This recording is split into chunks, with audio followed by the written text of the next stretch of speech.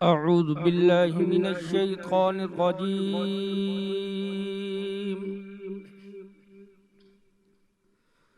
بسم الله الرحمن الرحيم.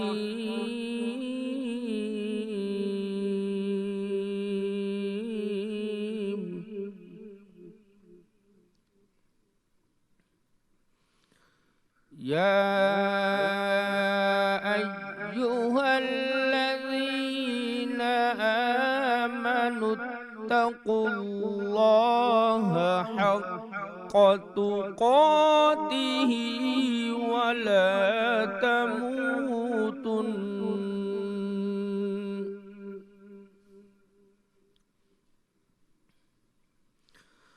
ولا تموتن إلا وأنتم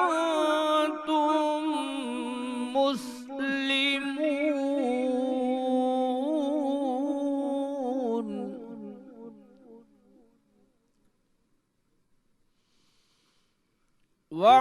واعتصموا بحبل الله جميعا ولا تفرقوا.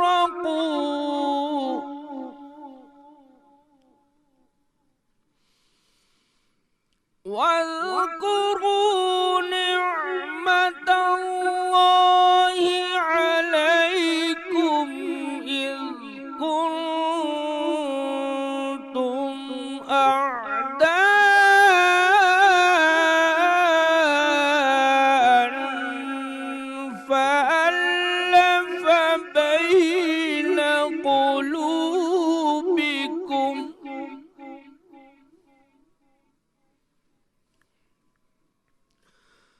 فألف بين قلوبكم فأصبحتم بنعمته إخوانا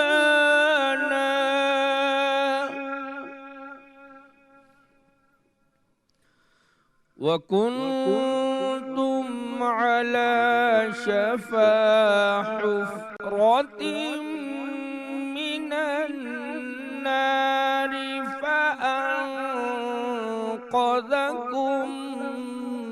منها.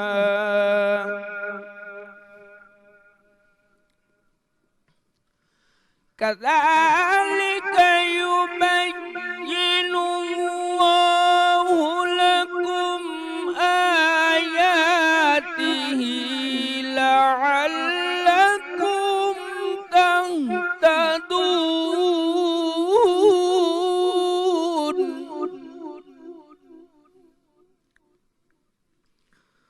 ولتكن منكم أمة يدعون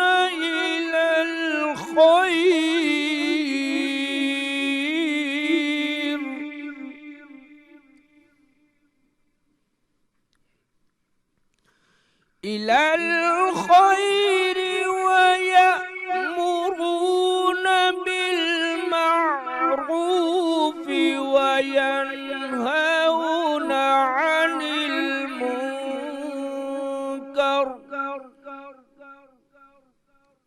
وأولئك هم المفلحون. صدق الله العلي العظيم. شروع اللہ کے نام سے جو بڑا مہربان اور نہایت رحم کرنے والا ہے۔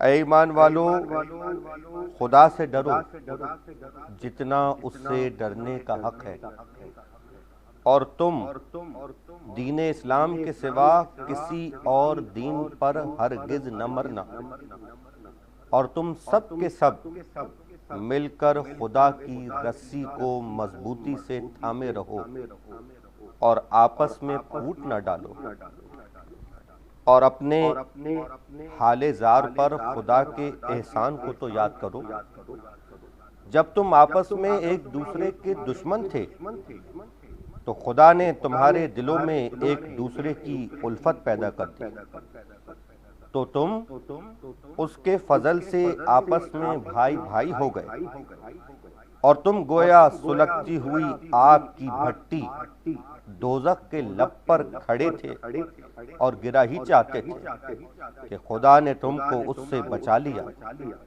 تو خدا اپنے احکام یوں واضح کر کے بیان کرتا ہے تاکہ تم راہ راست پر آ جاؤ اور تم میں سے ایک گروہ ایسے لوگوں کا بھی تو ہونا چاہیے جو لوگوں کو نیکی کی طرف بلائے اور اچھے کام کا حکم دے اور برے کاموں سے روکیں اور ایسے ہی لوگ آخرت میں اپنی دلی مرادیں پائیں گے اور تم سے کہیں گے کہ ایسے نہ ہو جانا جو آپس میں پھوٹ ڈال کے بیٹھ رہے۔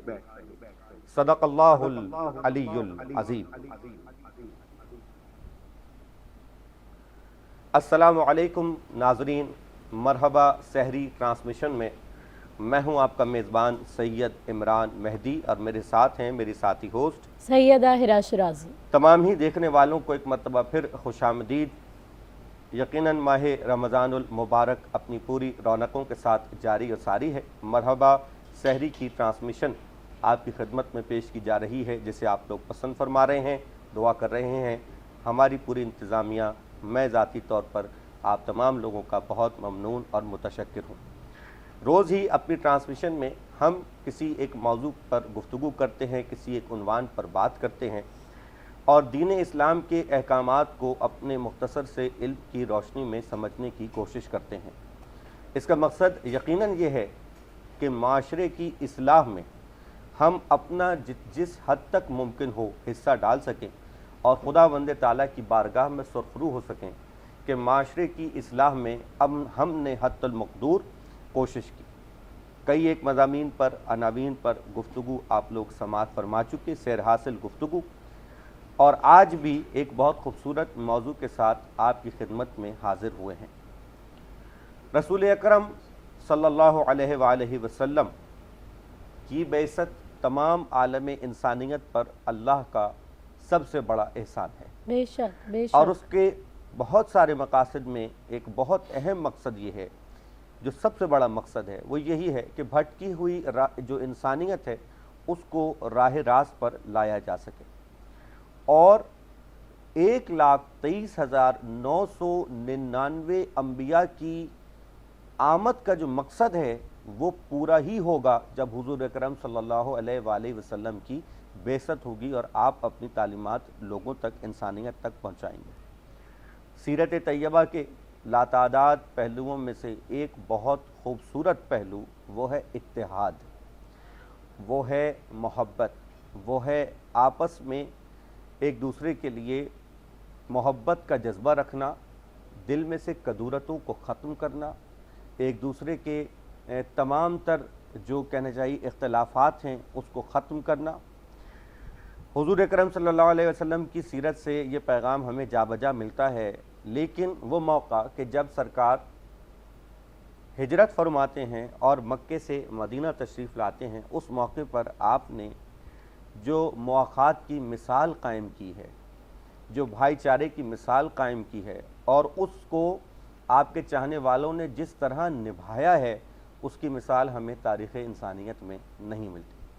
قرآن مجید کا واضح حکم وَاعْتَصِمُوا بِحَبْلِ اللَّهِ الْجَمِيعَ وَلَا تَفَرَّقُوا، اللہ کی رسی کو مضبوطی سے تھامے رہو اور آپس میں اختلاف نہ کرو۔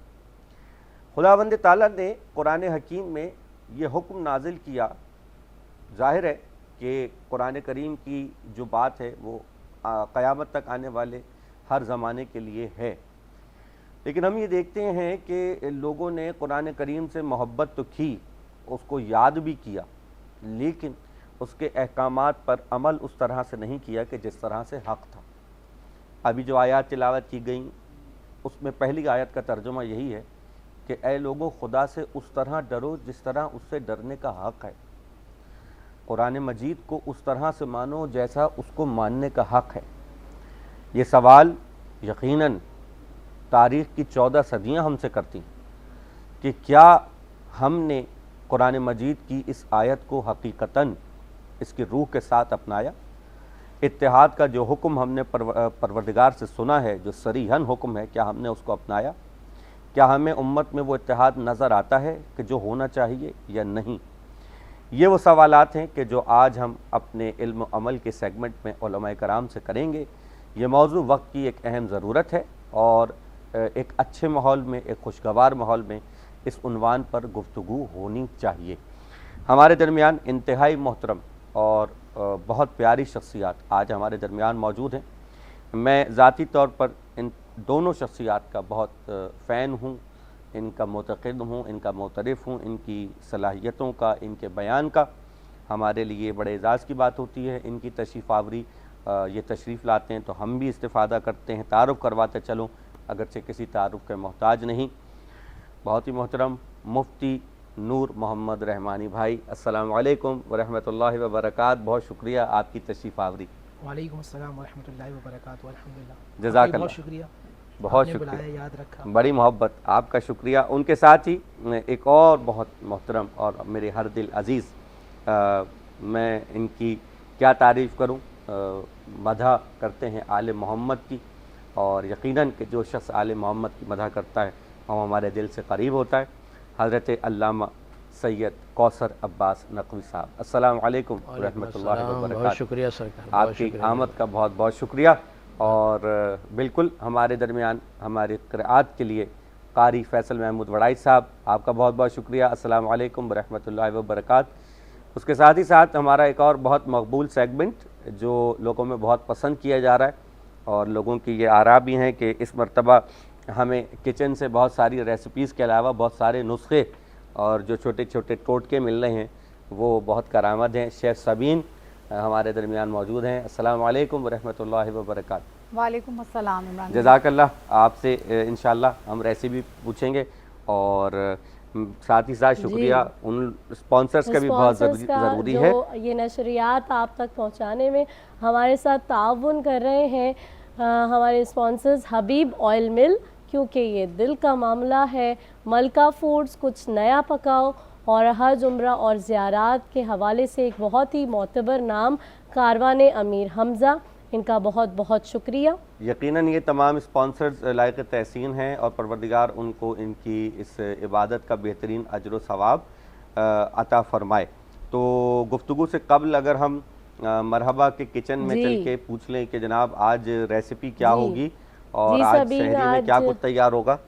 سچ کے مرحبا کچن میں کیا نیا پک رہا ہے، کیا ہو رہا ہے، کیا تیاری ہو رہی ہے سحری کی؟ بہت شکریہ آپ کا، بسم اللہ الرحمن الرحیم۔ آج جو ہے ہم لاہوری پائے پکا رہے ہیں۔ اچھا جی، لاہوری پائے بن رہے ہیں، زبردست۔ ٹھیک ہے، ہم نے یہاں پہ مٹن کے جو پائے ہیں وہ تقریباً ہم نے لیے ہیں 4 سے 6 عدد، آپ پائے استعمال کر سکتے ہیں، کیونکہ ہمارے پاس جو ریسیپی میں چیز ہے ہم اسی کوانٹٹی سے اس چیز کو بنا رہے ہیں، صحیح ہے۔ 6 سے آپ 7 عدد کے قریب جو ہے وہ پائے استعمال کریں۔ پائے جو ہے وہ سحری میں پکنا شروع ہوں گے تو افطاری میں کھائے جائیں گے؟ جی، میں نے اسی لیے اس کو ہاف ڈن کر کے رکھا ہوا ہے۔ میں اپنے پہلے دن سے، پہلے شو سے آپ کو یہ بات بتا رہی ہوں کہ جو ہم میٹ استعمال کر رہے ہیں، اگر ہم بیف یا مٹن کا استعمال کرتے ہیں تو ہم اس کو پہلے سے بوائل کر لیتے ہیں تاکہ ہمیں اس کو کوک کرنے میں آسانی رہے۔ آپ نے کہا میں پہلے شو سے بتا رہی ہوں، میں سمجھا انہوں نے پہلے شو سے پائے چڑھائے ہیں، تو اگر انہوں نے پہلے شو سے پائے چڑھائے ہوں گے تو اب تک پائیوں کا بھوت ہو گیا ہوگا۔ نہیں، پہلے دن سے آپ کو یہ بات بتا رہی ہوں کہ مٹن یا بیف کا جب ہم گوشت استعمال کرتے ہیں تو ہم اس کو بوائل کر کے رکھ لیتے ہیں پہلے سے نا، ٹھیک ہے۔ اگر آپ سحری میں اس کو پکا رہے ہیں تو آپ اس کو افطار میں صرف آپ کو کچھ نہیں کرنا، گرم پانی میں آپ اس کو بوائل کرنے کے لیے رکھ دیں، اس کی جو ایک اسمیل ہوتی ہے پائے کی وہ بھی نکل جاتی ہے، ساتھ میں وہ گل بھی جاتا ہے۔ ہاں، یہ بالکل ایک اچھا، یہ کون سے پائے ہیں سبھی؟ یہ جی یہ مٹن کے ہیں، یہ مٹن کے پائے ہیں، اور اس میں یہ ہوتا ہے کہ اسمیل بھی اس کی نکل جاتی ہے اور ساتھ میں یہ گل بھی جاتے ہیں۔ لہسن موسم کے اعتبار سے اس وقت کیا خیال ہے؟ موسم کے اعتبار سے 2 خیال ہیں، ایک تو یہ کہ ہمارے پاس ملکہ فوڈ ہے، ایک بات، دوسری بات یہ کہ اس میں موسم کا کوئی تعلق نہیں ہوتا، خاص طور پہ مٹن کے پائے میں۔ جی، اب جو بڑے کے پائے ہوتے ہیں اس میں ہوتا ہے کہ آپ سردی میں وہ پایا زیادہ استعمال کرتے ہیں، لیکن گرمی کے موسم میں آپ یا سردی کے موسم میں مٹن کے پائے استعمال کر سکتے ہیں، کیونکہ بعض دفعہ ایسا ہوتا ہے کہ کوئی پیشنٹس وغیرہ ہوتے ہیں جن کو یخنی کا استعمال زیادہ ضروری ہوتا ہے، تو اس میں بیسکلی یخنی شامل ہوتی ہے۔ اب جب ہم نے اس کو گلایا ہے تو آپ یہ دیکھیں کہ اس میں اس طرح سے یخنی بنی ہوئی ہے، زبردست۔ اسی کے اندر ہم اس کو پکائیں گے تو وہ ہماری ہیلتھ کے لیے بہت اچھا رہے گا۔ ہاں، مٹن کی افادیت بہت ہے، بہترین جو ہے وہ سبھی لوگ خصوصاً آج کل کا یہ جو وقت چل رہا ہے تو اس میں بھی قوت مدافعت بھی یقیناً مٹن جو ہے وہ پرووائڈ کرتا ہے۔ بالکل۔ تو یہ ابھی کتنی دیر اس کو لگے گی؟ ابھی تقریباً اس کو آدھا گھنٹہ لگے گا، یہ ہمارے پاس بوائل ہوئے ہوئے ہیں، لیکن یہ کہ ہم اس کی بھنائی کریں گے، پیاز کو براؤن کریں گے، اس کے بعد ہم اس کو رکھ دیں گے۔ یہ ہمارے پاس ہاف ڈن ہے، لیکن اچھی طرح سے جو یہ پکیں گے تقریباً آدھا گھنٹہ آپ اس کو ضرور پکائیں، کیونکہ یہ جتنی دیر پکتا ہے اتنی دیر اچھا رہتا ہے۔ جی زبردست۔ شہری میں پائے تو آج پائے جو ہے وہ کھائے جائیں دیکھتے گے، ہیں پائے نئے میں ہم پائے، کیا لیکن پاتے ہیں۔ نئے پائے ہوں گے یہ ملکہ فوڈز کے نئے پائے۔ جی چلیں جناب، علم و عمل کا سیگمنٹ شروع ہوا چاہتا ہے اور مفتی نور رحمانی صاحب ہمارے درمیان موجود ہیں۔ اتحاد امت پر ویسے بھی بہت بات کرتے ہیں، ان کی یہ بات بہت ہی اچھی ہے کہ اتحاد امت ان کا ویسے بھی پسندیدہ موضوع ہے، اور مفتی صاحب جو ہیں اپنے جب خانقاہ پہ بھی درس دیتے ہیں تو اتحاد امت کا پیغام عام کرتے ہیں۔ اللہ تعالیٰ ان کو اس کا بہترین اجر و ثواب عطا فرمائے۔ میں چاہتا ہوں آج پروگرام کا آغاز ہیرا کریں، پھر ہم بات کو آگے بہت بڑھتے ہیں۔ شکریہ آپ کا۔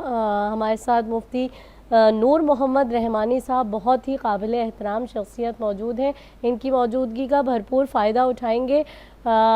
مفتی صاحب، ابھی ابتدائیہ میں عمران بھائی نے آیت کا جو ہے وہ حوالہ پیش کیا، وہ ابتدائیہ تھا، لیکن اس حوالے سے اور بھی قرآن مجید میں جو آیات ہیں اتحاد امت کے حوالے سے اور احادیث میں جو سرکار رسول خدا صلی اللہ علیہ وآلہ وسلم کی جانب سے جو تعلیمات ہمیں دی گئی ہیں اس کے بارے میں کیا ارشاد فرمائیں گے؟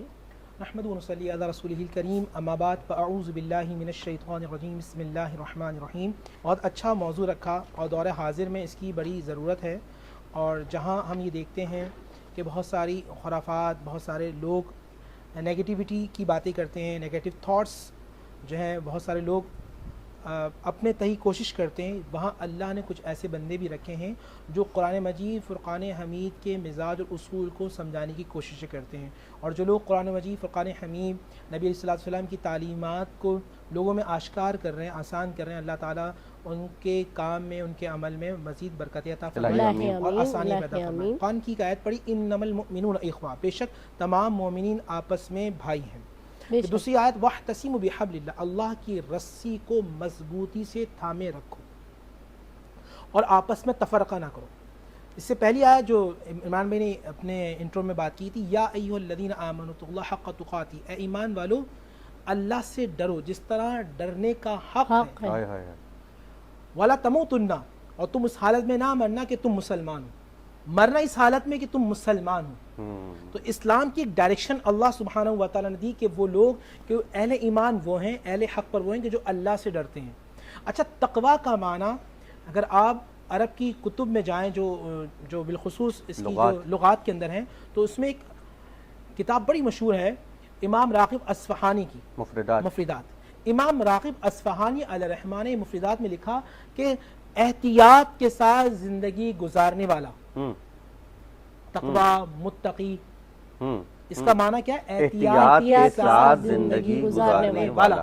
اس حال میں نہ مرنا، کس حال میں مرنا؟ کہ احتیاط کے ساتھ زندگی گزارو۔ تو اپنی زبان کو احتیاط کے ساتھ چلانا، اپنی آنکھ کو احتیاط کے ساتھ چلانا، اپنے کان کو احتیاط کے ساتھ سماعتوں کے لیے اس کو آگے رکھنا، اپنے ہاتھ کو وہاں استعمال کرنا کہ اس حال میں کہ اللہ دیکھ رہا ہے، احتیاط کے ساتھ اپنے قدم کو احتیاط کے ساتھ چلانا۔ یہاں زبانوں سے دل توڑے جاتے ہیں، یہ ہاتھوں سے ظلم کیا جاتا ہے، یہاں جا کے ظالموں کا ساتھ دیا جاتا ہے، یہاں مظلوموں کے خلاف سنا جاتا ہے۔ تو قرآن کی ایک آیت نے دائرہ کھینچ دیا، واعتصموا بحبل اللہ، اللہ کی رسی کو مضبوط سے تھامے رکھنا۔ اب اللہ کی رسی کیا ہے؟ اللہ کی رسی قرآن ہے، رسول کی ذات ہے، اور وہ مقدس ہستی جنہوں نے رسول سے تربیت حاصل کی ہے۔ سبحان اللہ۔ اب ان کا دامن پکڑ لیا اور احتیاط کے ساتھ آپ نے زندگی گزار لی، اب آپ اس راستے پہ چلنا شروع ہو جائیں گے جو راستہ سا آپ کو جنت تک لے جائے گا. واہ. اور یہاں جملہ کہنا چاہتا ہوں, جب آپ اس طرح زندگی گزاریں گے, لوگ جنت کے طلبگار ہوتے ہیں, جنت آپ کی طلبگار ہوگی. واہ اب وہ آیت این المتحبون بجلالی,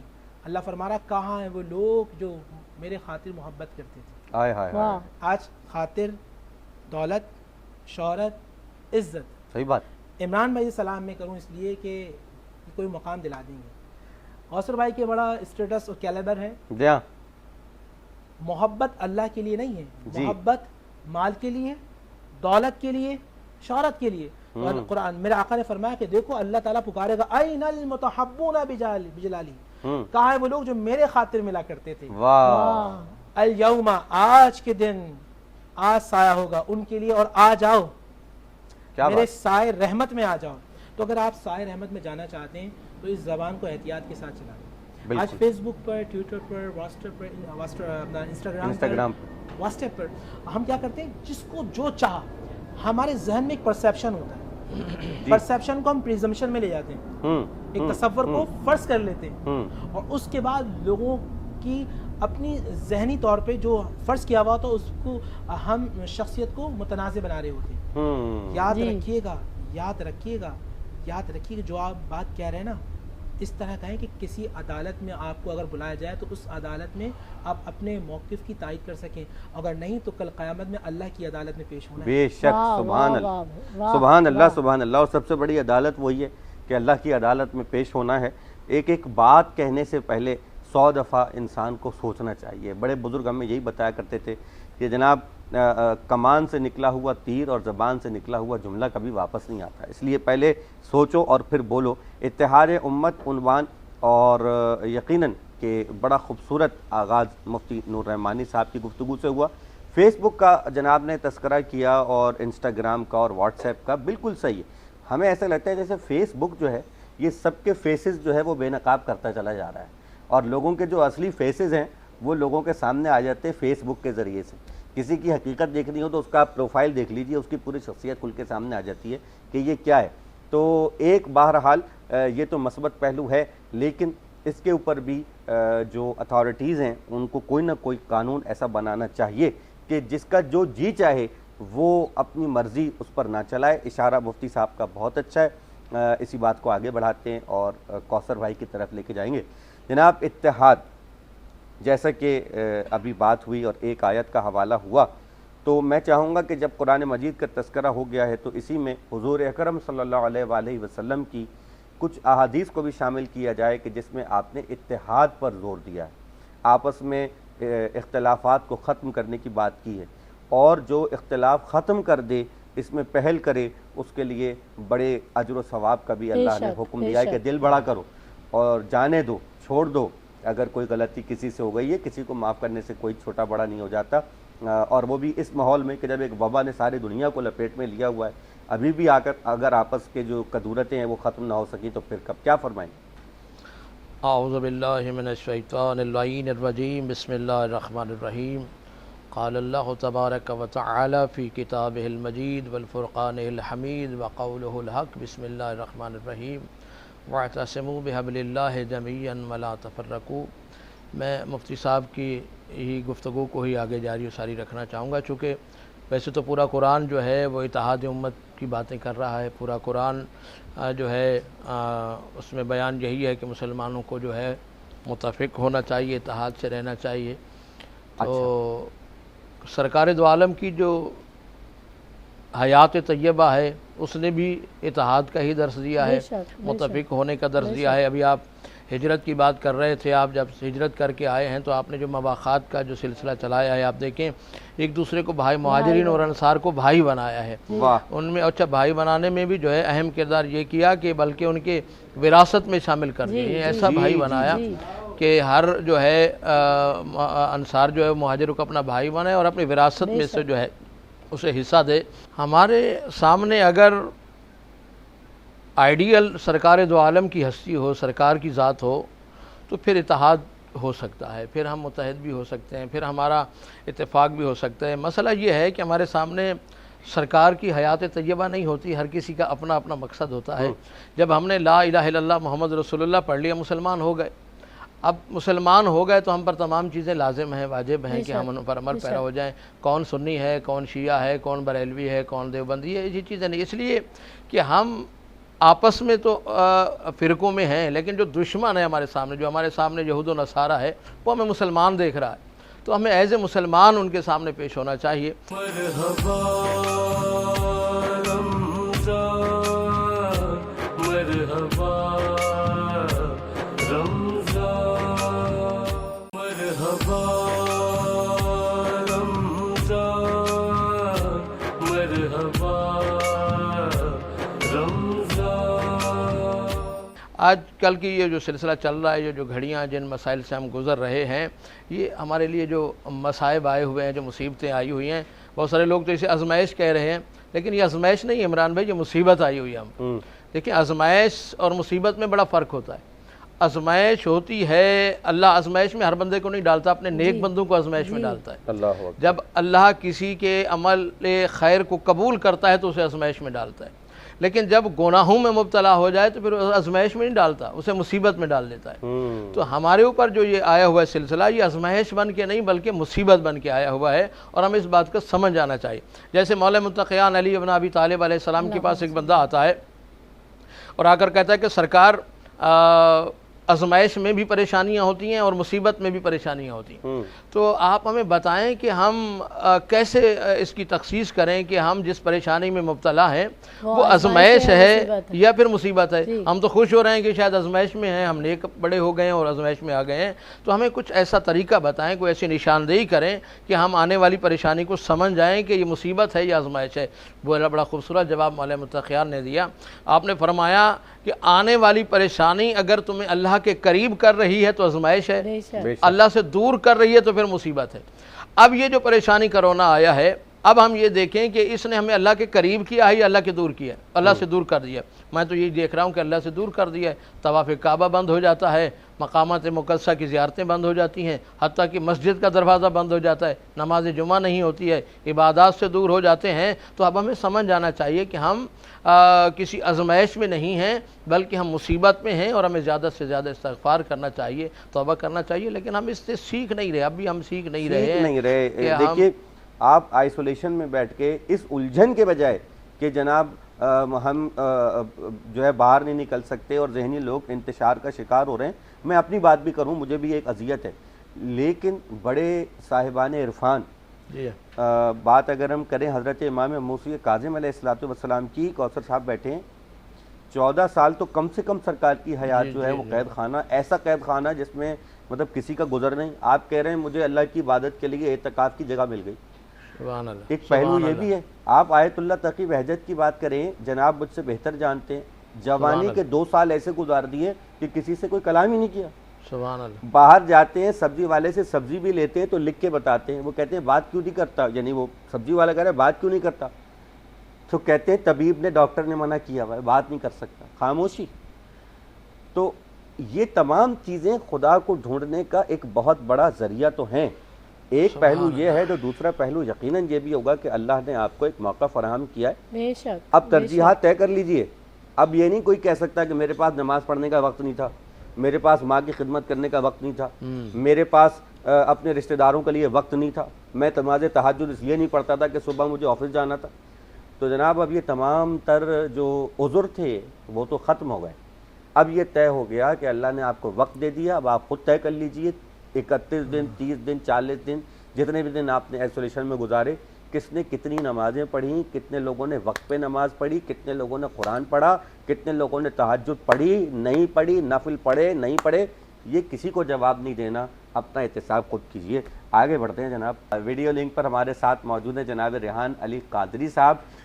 ان کی خدمت میں بعد السلام گزارش ہے جناب کوئی کلام پیش فرمائیے، میری آواز آپ تک پہنچ رہی ہے. وعلیکم السلام ورحمۃ اللہ وبرکاتہ. بہت شکر گزار ہوں عمران بھائی آپ کا اور آپ کی سچ ٹی وی کی پوری ٹیم کا کہ جنہوں نے مجھے موقع دیا اور نعت رسول مقبول صلی اللہ علیہ وسلم اپنے پروگرام میں سماعت کی. تمام دیکھنے والے محبت کے ساتھ درود پاک پڑھ لیجیے. اللہم صلی علی سیدنا مولانا محمد مبارک وسلم وصلو علیہ. تیری شان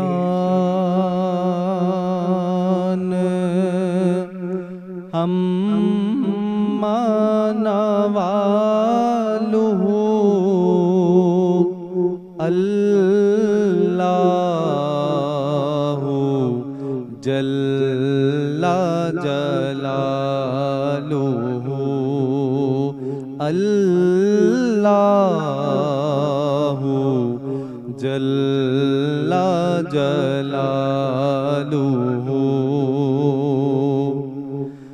मैं गुनाहगार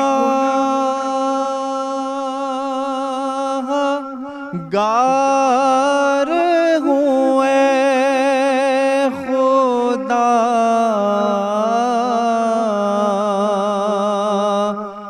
कोई काम नेक न कर सका,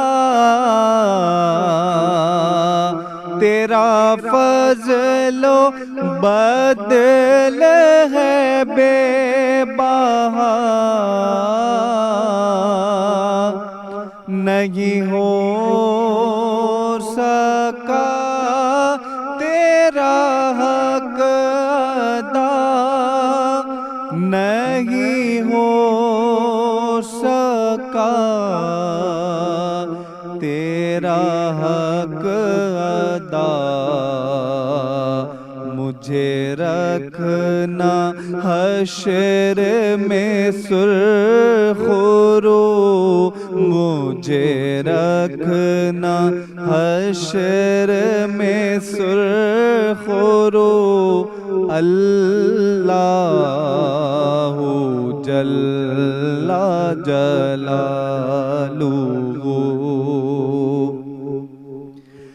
कहीं बुलबुलों की नवा में तू,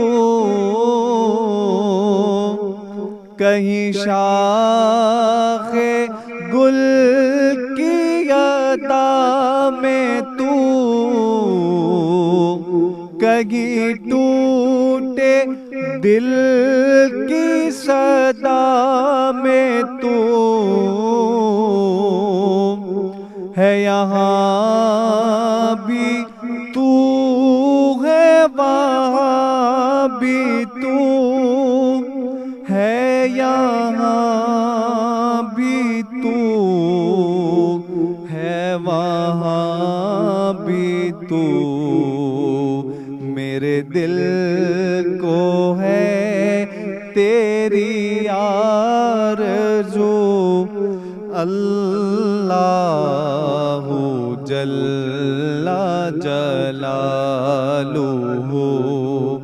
अल्लाहु जल्ला जलालुहु। जो हिसाब रोज़े हिसाब हो, मेरे दाएं हाथ किताब हो, मेरे लब पे नाते जनाब हो, न सवाल हो न जवाब हो, ना सवाल हो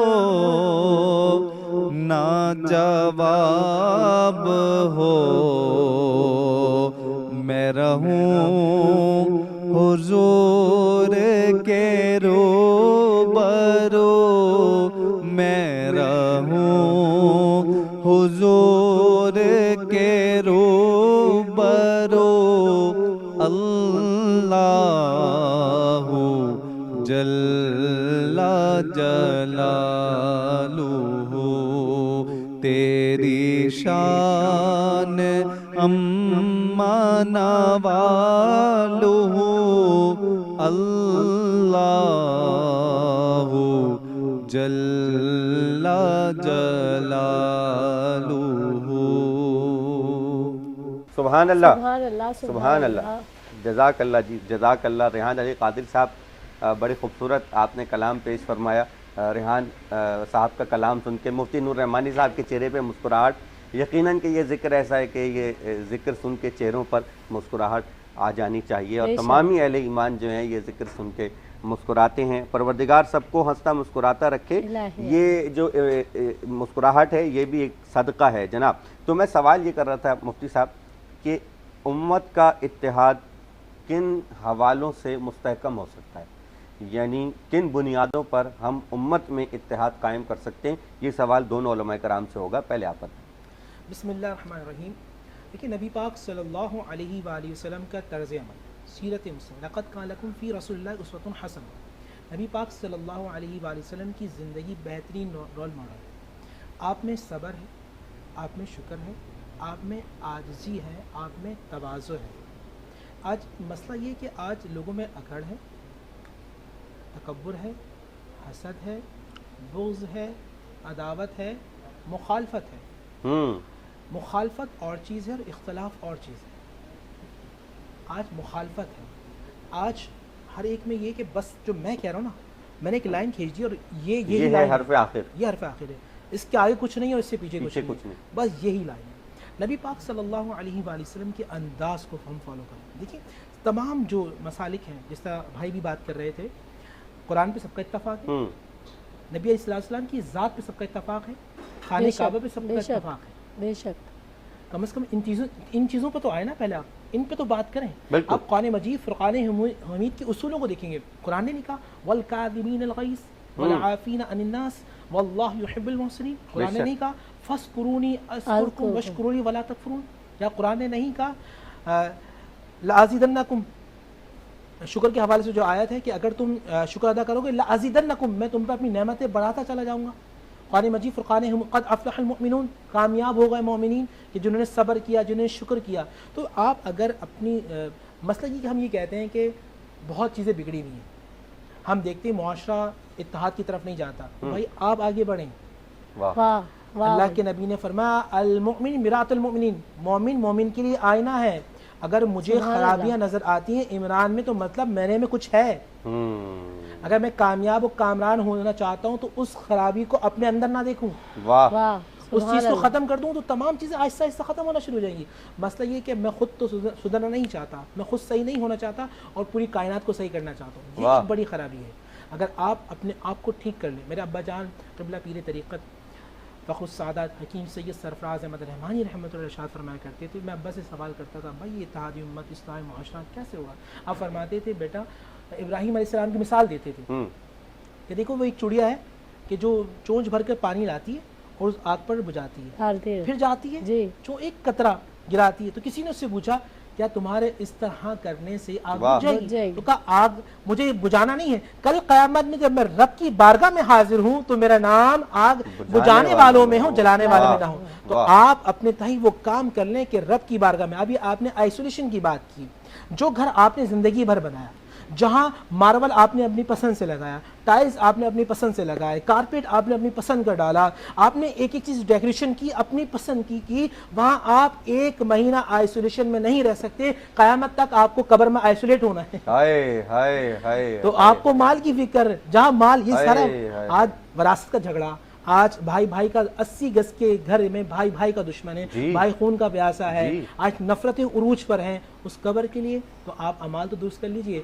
ہر جگہ کرنسی چلتی ہے، پاکستان میں پاکستانی کرنسی چلتی ہے، سعودیہ میں سعودیہ کی، ایران میں ایران کی، امریکہ میں امریکی، اور قبر کے اندر اعمال کی کرنسی ہے۔ آپ دیکھیں ہم وہاں کی توجہ نہیں دے رہے، اور ایک وہ لوگ تھے اللہ اکبر یہاں نمازیں نہیں پڑھی جا رہی، اور میں جاتا ہوں در مصطفیٰ میں تو نبی علیہ السلام وہ بنت رسول کا سجدہ یاد آ جاتا ہے، وہ شکوہ کرتی ہیں پروردگار تیری رات اتنی چھوٹی ہوتی ہے، فاطمہ کی نماز پوری نہیں ہوتی، وہاں نمازیں ایسی ہوتی ہیں کہ خنجر تیر لگ جاتا ہے، مولانا نماز پڑھ کہتی ہیں یہ خون کیسا ہے؟ یہ آپ کی جو ٹانگ مبارک میں لگا تھا یہ وہ نکالا گیا، یہ خون اس کا ہے۔ تو اس طرح کے لوگ تھے جن کی نظر رب کی ربوبیت پہ تھی، رسالت پہ تھی، وہاں گردن کٹا دی، وہاں اپنے بچے کو شہید کرا دیا اور پوچھا مولا تو راضی ہے نا، مولا تو راضی ہے نا۔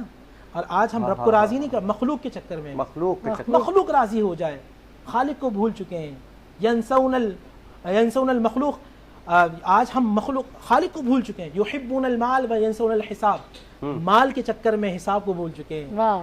یحبون القصور و ینسون القبور, ہم عالیشان محلات کی محبت کرتے ہیں اور اپنی قبر کو بھول چکے ہیں. اگر یہ ایک تھاٹ آ جائے نا کہ مجھے جی اپنی اصلاح کرنی ہے, مجھے اپنے گھر والوں کی اصلاح کرنی ہے, جو مجھے ہاتھ بڑھانا ہے, کیونکہ کل قیامت میں اللہ مجھ سے پوچھے گا تم نے کیا کیا تھا. ہم سب قبر میں آپ سے پوچھے گا آپ نے کیا کیا تھا. نور تم نے کیا کیا تھا. کوثر بھائی سے پوچھا ہے کوثر بھائی تم نے کیا کیا تھا. ہم کم سے کہیں گے اے اللہ ہم نے رسول کی امت کو یکجا کیا تھا. بے شک ہم جو کوشش کر سکتے تھے پروردگار ہم نے کوشش کی تھی. آج ایک بڑا مسئلہ ہے کہ ہم دوسرے گریبان میں جھانکتے ہیں, ہم دوسرے کے چکر میں ہوتے ہیں. اگر آپ اس پوری نشست کا ایک میسج, صرف ایک میسج, اپنے آپ کو دیکھیے, واہ, اپنی اصلاح کر لیجیے. واہ. جب آپ اپنی اصلاح کریں گے تو رب کی وہ کرم نوازی آپ پر ہوگی, وہ ایک ایسا نور آپ کے دل میں پیدا ہو جائے گا کہ جس کی روشنی سے لوگ استفادہ حاصل کر سکیں. سبحان اللہ, واہ, سبحان اللہ, سبحان اللہ, سبحان اللہ. اتنی کامل اور جامع گفتگو جو ہے اتحاد امت پر ہو گئی. یہاں پر یہی کہا جائے تو بجا ہوگا کہ ایک ہو جائیں تو بن سکتے ہیں خورشید مبین, ایک ہو جائیں تو بن سکتے ہیں خورشید مبین, ورنہ ان بکھرے ہوئے تاروں سے کیا کام بنے. بے شک بے شک بے شک. گفتگو کا سلسلہ جو ہے ہم آگے بڑھائیں گے اور امیر المومنین امام المتقین جناب علی ابن ابی طالب علیہ السلام کا یہ فرمان لوگوں کو بہت یاد ہے کہ انسان کی سب سے بڑی مصیبت یہ ہے کہ یہ اپنی غلطیوں کا سب سے بڑا وکیل اور دوسرے کا سب سے بڑا منصف, یعنی اس کا سب سے بڑا جج بن جاتا ہے. اگر اپنی غلطیوں کو جج کر لے تو شاید وہی مفتی صاحب والی بات ہے کہ اپنی غلطیوں کو جج کر لے تو تبدیلی کا آغاز ہو جائے. اپنی اصلاح کرنا یقیناً یہ ایک بہت مشکل مرحلہ ہوتا ہے. اس کے اوپر مزید ہم ابھی بات کر رہے ہیں. امت کا اتحاد کن بنیادوں پر قائم ہو سکتا ہے. ایک جواب مفتی صاحب نے ارشاد فرمایا, آپ سے بھی اس سوال کا جواب ضرور چاہیں گے کہ ایک تو ہوتا ہے محلول, یعنی کسی چیز میں حل ہو جانا. محلول ایک الگ چیز ہے اور اتحاد ایک الگ چیز ہے. تو ہم اگر اتحاد کی جانب بڑھنا چاہیں تو کس طریقے سے اتحاد کی جانب بڑھ سکتے ہیں. اور ایک بات میں اور کہوں گا, دونوں صاحبان سے بات تھوڑی سی تلخ ہو جائے, اس میں بھی شامل ہوں. اتحاد امت کے لیے شاید اتنی ذمہ داری حکومت پر قائم نہیں ہوتی جتنی ذمہ داری محراب و منبر اور علماء پر قائم ہوتی ہے. اس میں اپنے آپ کو بھی شامل کروں گا کہ اتحاد امت کے لیے جتنی ذمہ داری علماء پر قائم ہوتی ہے اتنی ذمہ داری شاید حاکمان وقت پہ بھی نہیں ہے. اور اس معاملے میں بھی ہم یہ نہیں کہہ سکتے کہ کارکردگی تاریخ کی 14 صدیوں میں کچھ اچھی ہے, تکلیف زیادہ نظر آتی ہے. کیا کہیں گے آپ؟ بجا فرما رہے ہیں آپ. بالکل میں بھی یہی کہنے والا تھا جو آپ نے پہلے ہی کہہ دیا. ذمہ داری یقیناً محراب اور منبر کی ہے. علماء کا اس میں اہم کردار ہونا چاہیے. علماء کو بیان کرنا چاہیے کہ لوگوں کو سیرت پیغمبر اسلام اپنائیں. ابھی مفتی صاحب نے بھی ایک جملہ کہا ہے, اس سے بھی میں فائدہ لینا چاہوں گا کہ اتحاد اسی بات پر ہو سکتا ہے کہ اگر انسان کے اندر سے تکبر ختم ہو جائے اور عاجزی کو اپنا لے تو یقیناً متحد ہو سکتے ہیں. واہ. سب سے بڑی بات یہی ہے کہ غرور اور تکبر جو ہے انسان کو, وہ ہمیں ایک دوسرے سے دور کیا جا رہا ہے. میرے پاس اتنا علم ہے, میرے پاس اتنی بڑی گاڑی ہے, میرے پاس جو ہے اتنی جائیداد ہے, اور میں فلاں کے سامنے جا کر کیوں جھک کے سلام کروں, یا میرے پاس اتنا بڑا عہدہ ہے, یا میں شیعہ مذہب کا بڑا عالم ہوں تو سنی عالم کو میں کیوں کھڑے ہو کر سلام کروں, سنی عالم آتا ہے تو میں شیعہ عالم کو کیوں سلام کروں. تو اس طرح کی اگر باتیں ہوں گی تو یہ ختم ہو جائے گا. اگر اس کو ختم کرنا چاہتے ہیں تو یہ سریہ ختم ہو جائے. جو گردن میں سریہ ہے نا, اگر عام روٹین میں یہی کہا جاتا ہے, یہ بات گفتگو تو کچھ ایسی ہو جائے گی. تو اگر اس کو نکال دیا جائے اور سیرت پیغمبر کو اپنا لیا جائے کہ سرکار کا کردار کیسا تھا, سرکار کی گفتگو کیسی تھی, آپ کی عاجزی کیا تھی, آپ کا لوگوں سے گفتگو کا انداز کیا تھا, سرکار نے کس طرح کی جو ہے لوگوں کو درس دیا ہے, تو یقیناً ہم جو ہے وہ ایک ہو سکتے ہیں. تکبر اور غرور صرف اللہ کی ذات کو زیبا دیتا ہے, اس کے علاوہ کسی اور کے لیے نہیں ہے. مولا متقیان علی بن ابی طالب علیہ السلام سے پوچھا گیا کہ سرکار نماز میں اللہ نے قیام ایک رکھا ہے, اس میں رکوع ایک رکھا ہے, سجدے دو کیوں رکھے ہیں؟ یعنی ہر رکعت میں ایک قیام ہے اور ایک رکوع ہے, سجدے مگر ہر رکعت میں 2 رکھے ہیں تو کیوں ہیں؟ تو سرکار نے فرمایا یہ انسان کے غرور کو توڑنے کے لیے. یعنی یہ جو سجدے میں جاتا ہے انسان تو اس کا غرور جو ہے وہ خاک میں مل جاتا ہے. کہ سجدے کی کیا وجہ کیا ہے سجدے کی؟ کہ سجدے جب پیشانی جو ہے اپنی سجدے میں رکھتے ہیں, زمین پر رکھتے ہیں, تو اس طرف اشارہ ہے کہ اسی مٹی سے آئے ہیں. वाह। इसी मिट्टी से हैं। और दूसरी बात बड़ी मौला मुत्तक़ियान ने कहा कि दूसरा सजदा, उन्होंने कहा क्यों है, कहा सरकार ने फरमाया दूसरा सजदा इसलिए है कि दोबारा फिर इसी मिट्टी में जाना है, वाह। यानी इसी मिट्टी से आए हैं और फिर इसी मिट्टी में दोबारा जाना, ये सजदा बता रहा है। और दोनों सजदों के दरमियान जो टाइम और वक्त मिल रहा है वो किस चीज़ का मिल रहा है, अस्तगफिरुल्लाह रब्बी व अतूबु इलैह, यानी इस्तगफार का टाइम है। और हमारे पास ज़िंदगी यही है, इसी मिट्टी से आए हैं और वापस जाना है। अभी जो हमारे पास टाइम है वो यही है कि जितना हो सके हम इस्तगफार करें, तौबा करें, गरूर को ख़त्म करें, उस करीम अल्लाह को याद करें। जैसे छठे इमाम जाफ़र सादिक अलैहिस्सलाम की बारगाह में एक बंदा आता है, कहता है सरकार मेरे अंदर गरूर बहुत आ गया है, मेरे अंदर तकब्बुर बहुत आ गया है, कोई ऐसा तरीका बताएं कि ये ख़त्म हो जाए। आपने फरमाया कि नमाज बा जमात अदा करो पिछली सफ़ों में जाकर। अच्छा, यानी अगली सफ़ में नहीं, पिछली सफ़ में जाकर। उसने कहा सरकार जमात की बात तो समझ आ रही है, लेकिन पिछली सफ़ का क्या मतलब है? सरकार ने फरमाया जब पिछली सफ़ में नमाज पढ़ोगी और तुम्हारी पेशानी सजदे में जाएगी, किसी और मोमिन के पाँव के तलवे होंगे और तुम्हारी वहाँ पेशानी होगी, तो तुम्हें अपनी औकात का पता चल जाएगा। अल्लाह अकबर। तुम जान लोगे कि मैं क्या चीज़ हूँ, मैं कहाँ तकब्बुर और गरूर करता हूँ, और हकीकत मेरी जो है वो यही है। सुभान तो अल्लाह। सबसे बड़ा बात यह है कि उलमा, बिलखुसूस उलमा, जैसे आपने कहा मेहराब मिंबर के उलमा, ये आजी का दर्स दें और ख़ुद भी आजी अख्तियार करें, खुद भी आजी अख्तियार करें। चूँकि हमें देख कर हम, ठीक है सीरत मुस्तफ़ा उसवा कामला तो सरकार की ज़ात है, लेकिन इस दौर में, इस ज़माने में लोग उलमा को देखते हैं कि उलमा का रहन सहन कैसा है, उलमा का की गुफ्तगू का अंदाज़ क्या है, उलमा का मिलना कैसा है। तो पहला किरदार तो उलमा को अदा बड़ी अहम बात है। और इस उन्वान पर यकीनन कि अभी तो बहुत सारी बातें होना बाकी हैं, और हम अपने तमाम ही प्रोग्राम जितने भी लोगों ने देखे हैं, हमने अक्सर औकात बात की हुकूमत पर भी, और जो बिल्कुल हकीकत तनकीद थी वो की।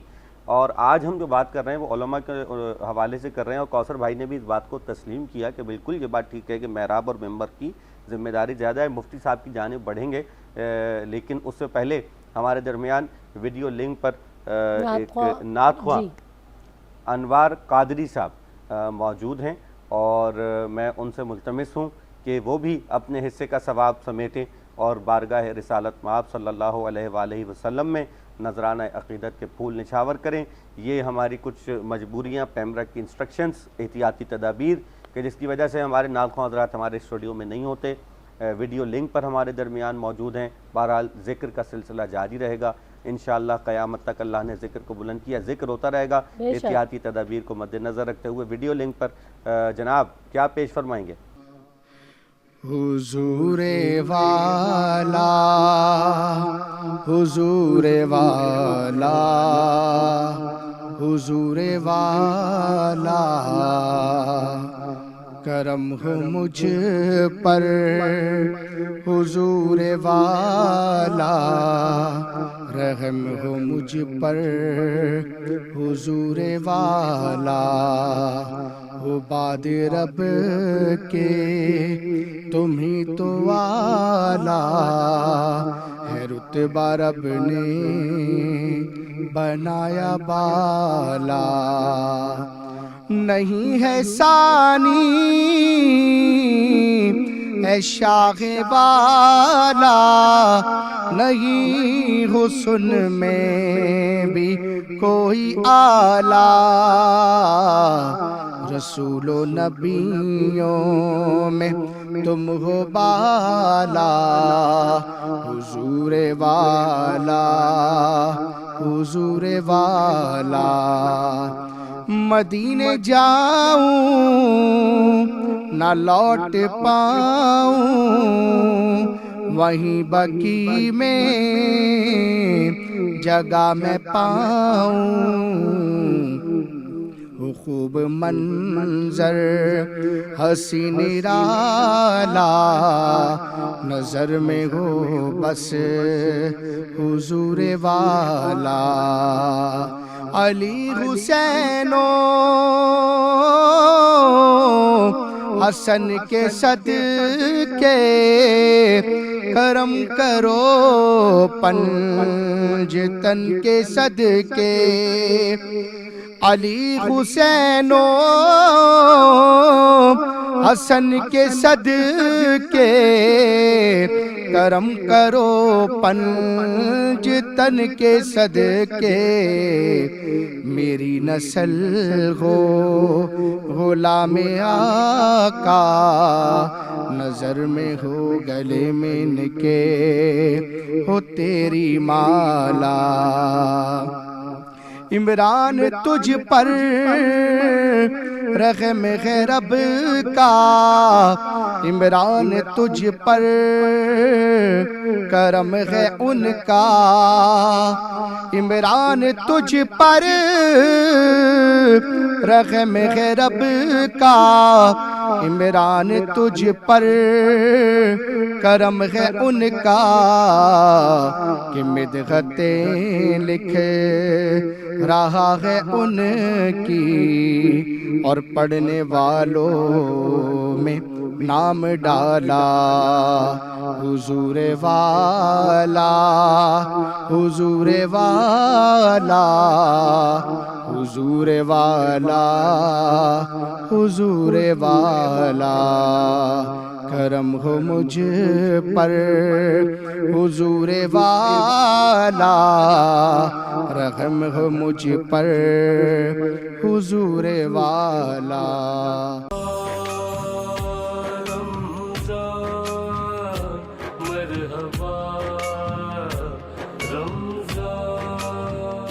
مرحبا سحری میں ایک مرتبہ پھر خوش آمدید۔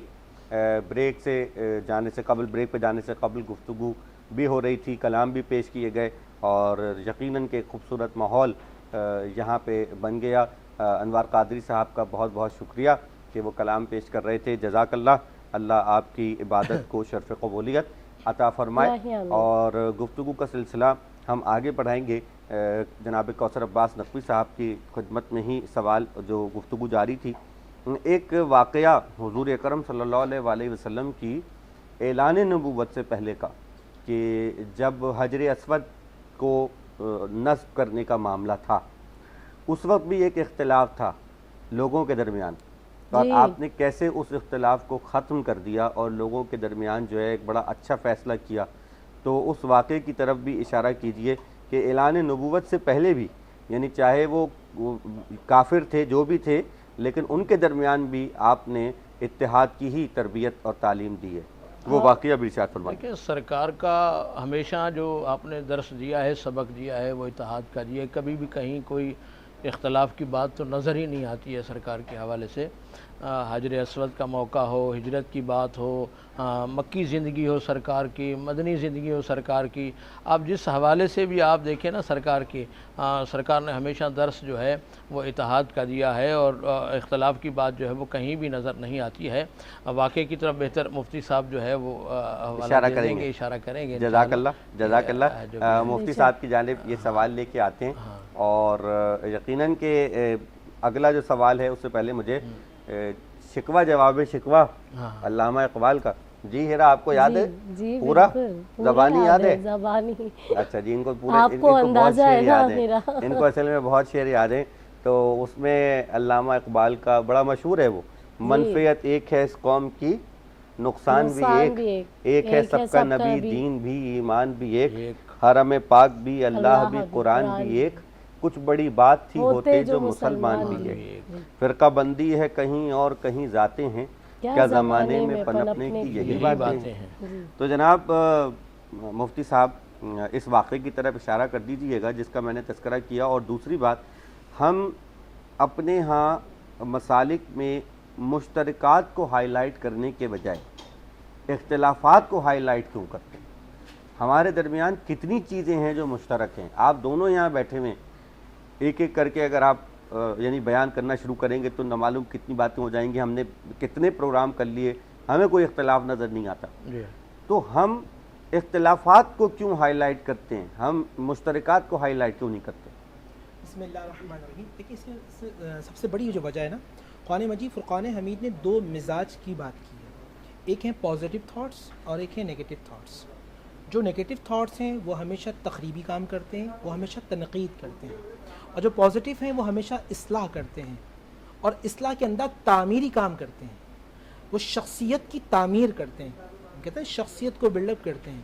اس کی وجہ کیا ہوتی ہے کہ ان کے دل میں قرآن مجید فرقان حمید کے اساس ہوتے ہیں کہ اللہ سبحانہ و تعالی رحم دلی کو پسند فرماتا ہے۔ اللہ سبحانہ و تعالیٰ کرم نوازی کو پسند فرماتا ہے، اللہ سبحانہ و تعالیٰ دینے کو پسند فرماتا ہے۔ ابھی آپ بات کر رہے تھے اس واقعے سے پہلے، نبی علیہ الصلوۃ والسلام 40 سال کے یعنی جب آپ کی عمر مبارک ہے تو آپ کہہ رہے ہیں لا الہ الا قولوا لا الہ الا اللہ۔ اس سے پہلے اس جاہل معاشرے میں جہاں چھیننے پہ فخر کیا جاتا تھا، آپ ان سے پوچھیں تم میں کوئی دینے والا ہے تو وہ کہتے ہیں ہمیں محمد رسول اللہ ہے۔ سبحان اللہ۔ اس وقت کہ جہاں زمین پہ قبضہ کیا جاتا تھا، جہاں عزتوں کو پامال کیا جاتا تھا، جہاں امارت میں خیانت کرنے پہ فخر کیا جاتا تھا، اس وقت کوئی پوچھے تم میں کوئی امین ہے، کہا ہمیں محمد رسول اللہ ہے۔ واہ واہ واہ واہ تم میں کوئی عطا کرنے والا ہے، ہمیں محمد رسول اللہ ہے۔ کوئی یتیموں کے سر پہ ہاتھ رکھنے والا ہے، ہاں ہمیں محمد رسول اللہ ہے۔ بے قصوں کا سہارا ہے، ہاں ہمیں محمد رسول اللہ ہے۔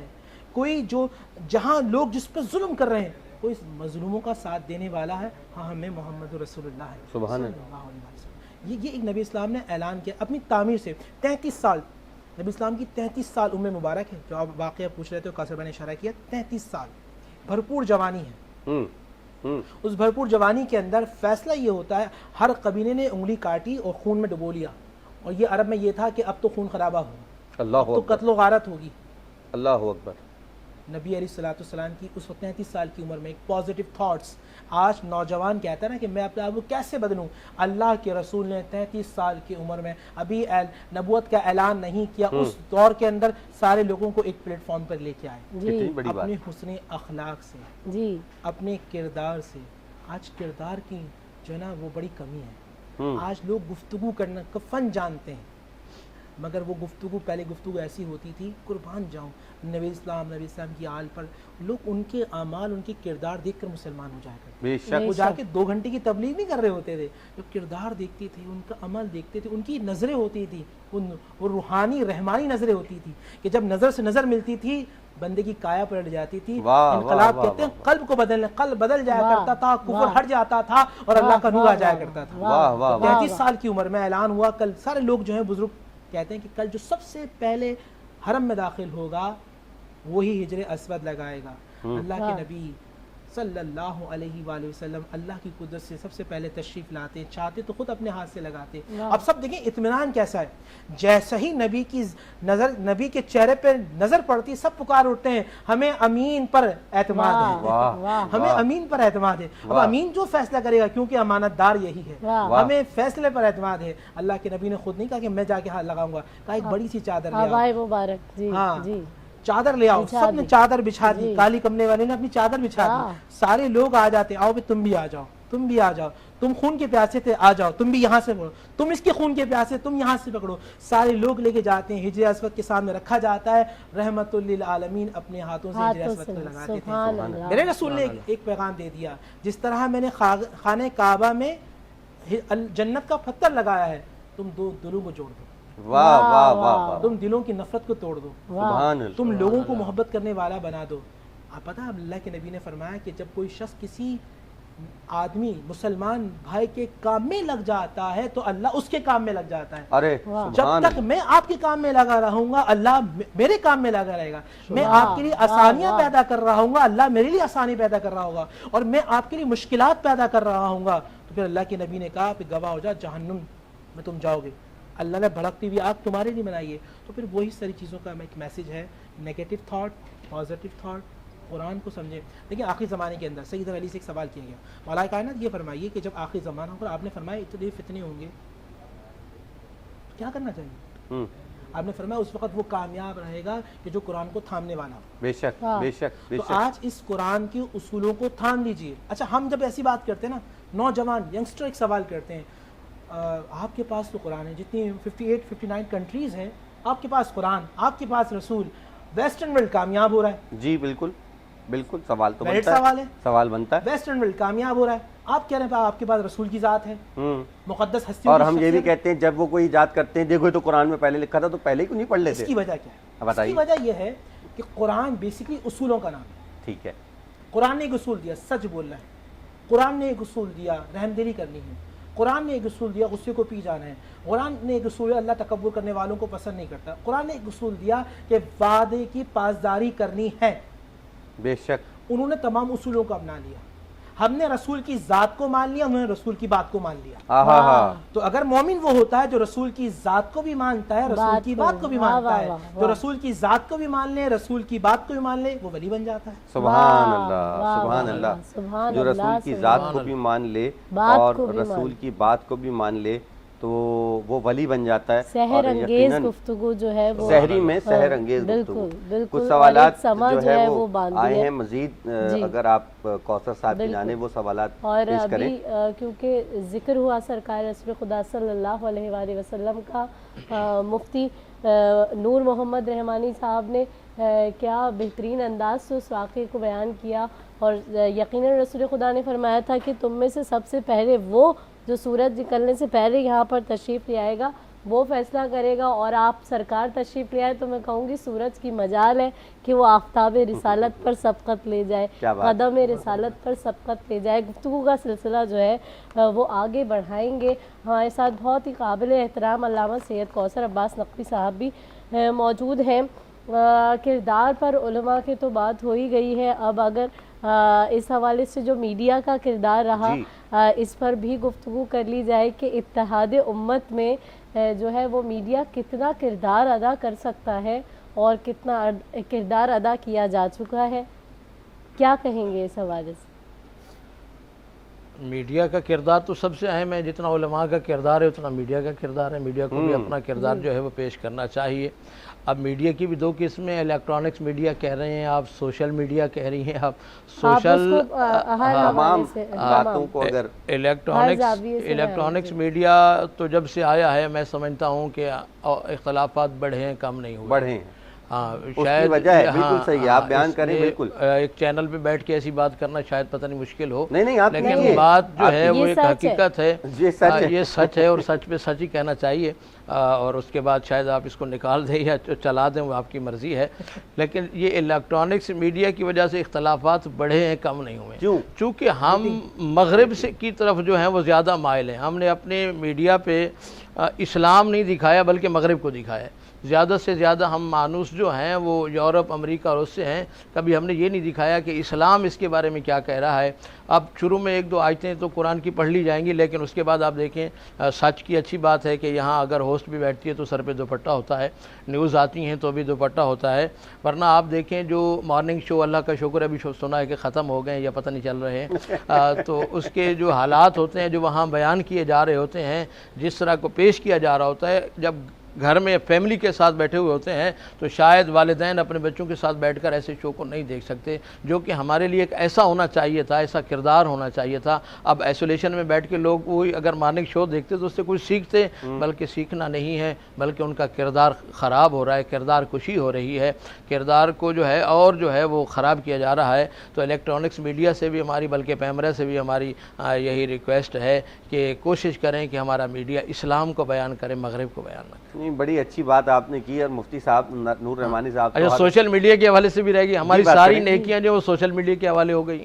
یعنی وہ تو خیر ہمارا اپنا ہی قصور ہے کہ ہم 10 کلو آٹے کا تھیلا بھی دیں گے تو واٹس ایپ کے 6 گروپوں پہ جانا چاہیے. اب وہ اس کی تذلیل کتنا ہو رہی ہے, اس کا عزت نفس کتنا مجروح ہو رہا ہے, فیس بک کی زینت بنے گا, جو بھی دیکھ لیں سارے کام جو ہو رہے ہیں, جب تک میڈیا پہ نہ دکھائے جائیں وہ کام مکمل ہی نہیں ہوتا ہے. تو یہ بھی شیطان کا ہتھیار بن گیا. یعنی واٹس ایپ جہاں ہماری سہولت کا ذریعہ تھا, فیس بک ہماری سہولت کا ذریعہ تھا, اور جیسے ابھی آپ نے کہا کہ کئی فیس جو ہیں وہ ظاہر ہو جاتے ہیں, اس سے جو بندے کا اندر باہر آ جاتا ہے, پتہ چل جاتا ہے.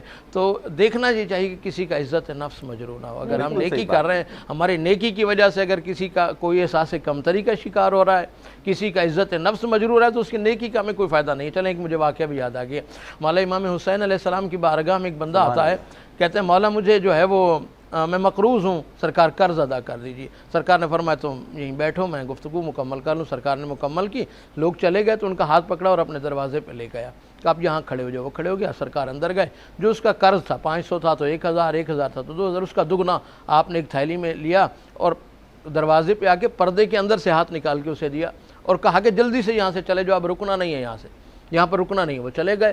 بعد میں صحابہ نے کہا سرکار جب دے رہے تھے تو باہر آ کے دے دیتے, اندر سے ہاتھ نکال کے دینے کی کیا ضرورت تھی. آپ نے فرمایا اگر میں باہر آتا تو اس کا سر شرمندگی سے جھک جاتا. میں حسین یہ نہیں چاہتا تھا کہ تھوڑی دیر کے لیے صحیح کوئی میرے سامنے شرمندہ ہو, میں کسی کو شرمندہ نہیں کرنا چاہتا. تو یہ سیرت ہے اہل بیت کی, یہ سیرت ہے سرکار دو عالم کی, یہ سیرت اور کردار صحابہ کرام کا, تو ہمیں وہی سیرت اور کردار اپنانا چاہیے. بے شک, سبحان اللہ جناب, بے شک اس میں کوئی شک نہیں ہے. اور میڈیا صاحب سے بھی کامنٹس لے لیں, نہیں وہ ضروری ہے, اس میں ہم ایک بات ضرور کریں گے کیونکہ ہم خود میڈیا پہ بیٹھے ہیں. 3 سال سے ہم ماشاءاللہ سچ ٹی وی کی ٹرانسمیشن کر رہے ہیں. مفتی صاحب ہمارے ساتھ ہوتے ہیں اور مفتی صاحب اس بات کی گواہی دیں گے کہ سچ ٹی وی کا تو اپنا ایک مزاج ہے, لیکن میڈیا کا سب سے بڑا پرابلم ریٹنگ ہے.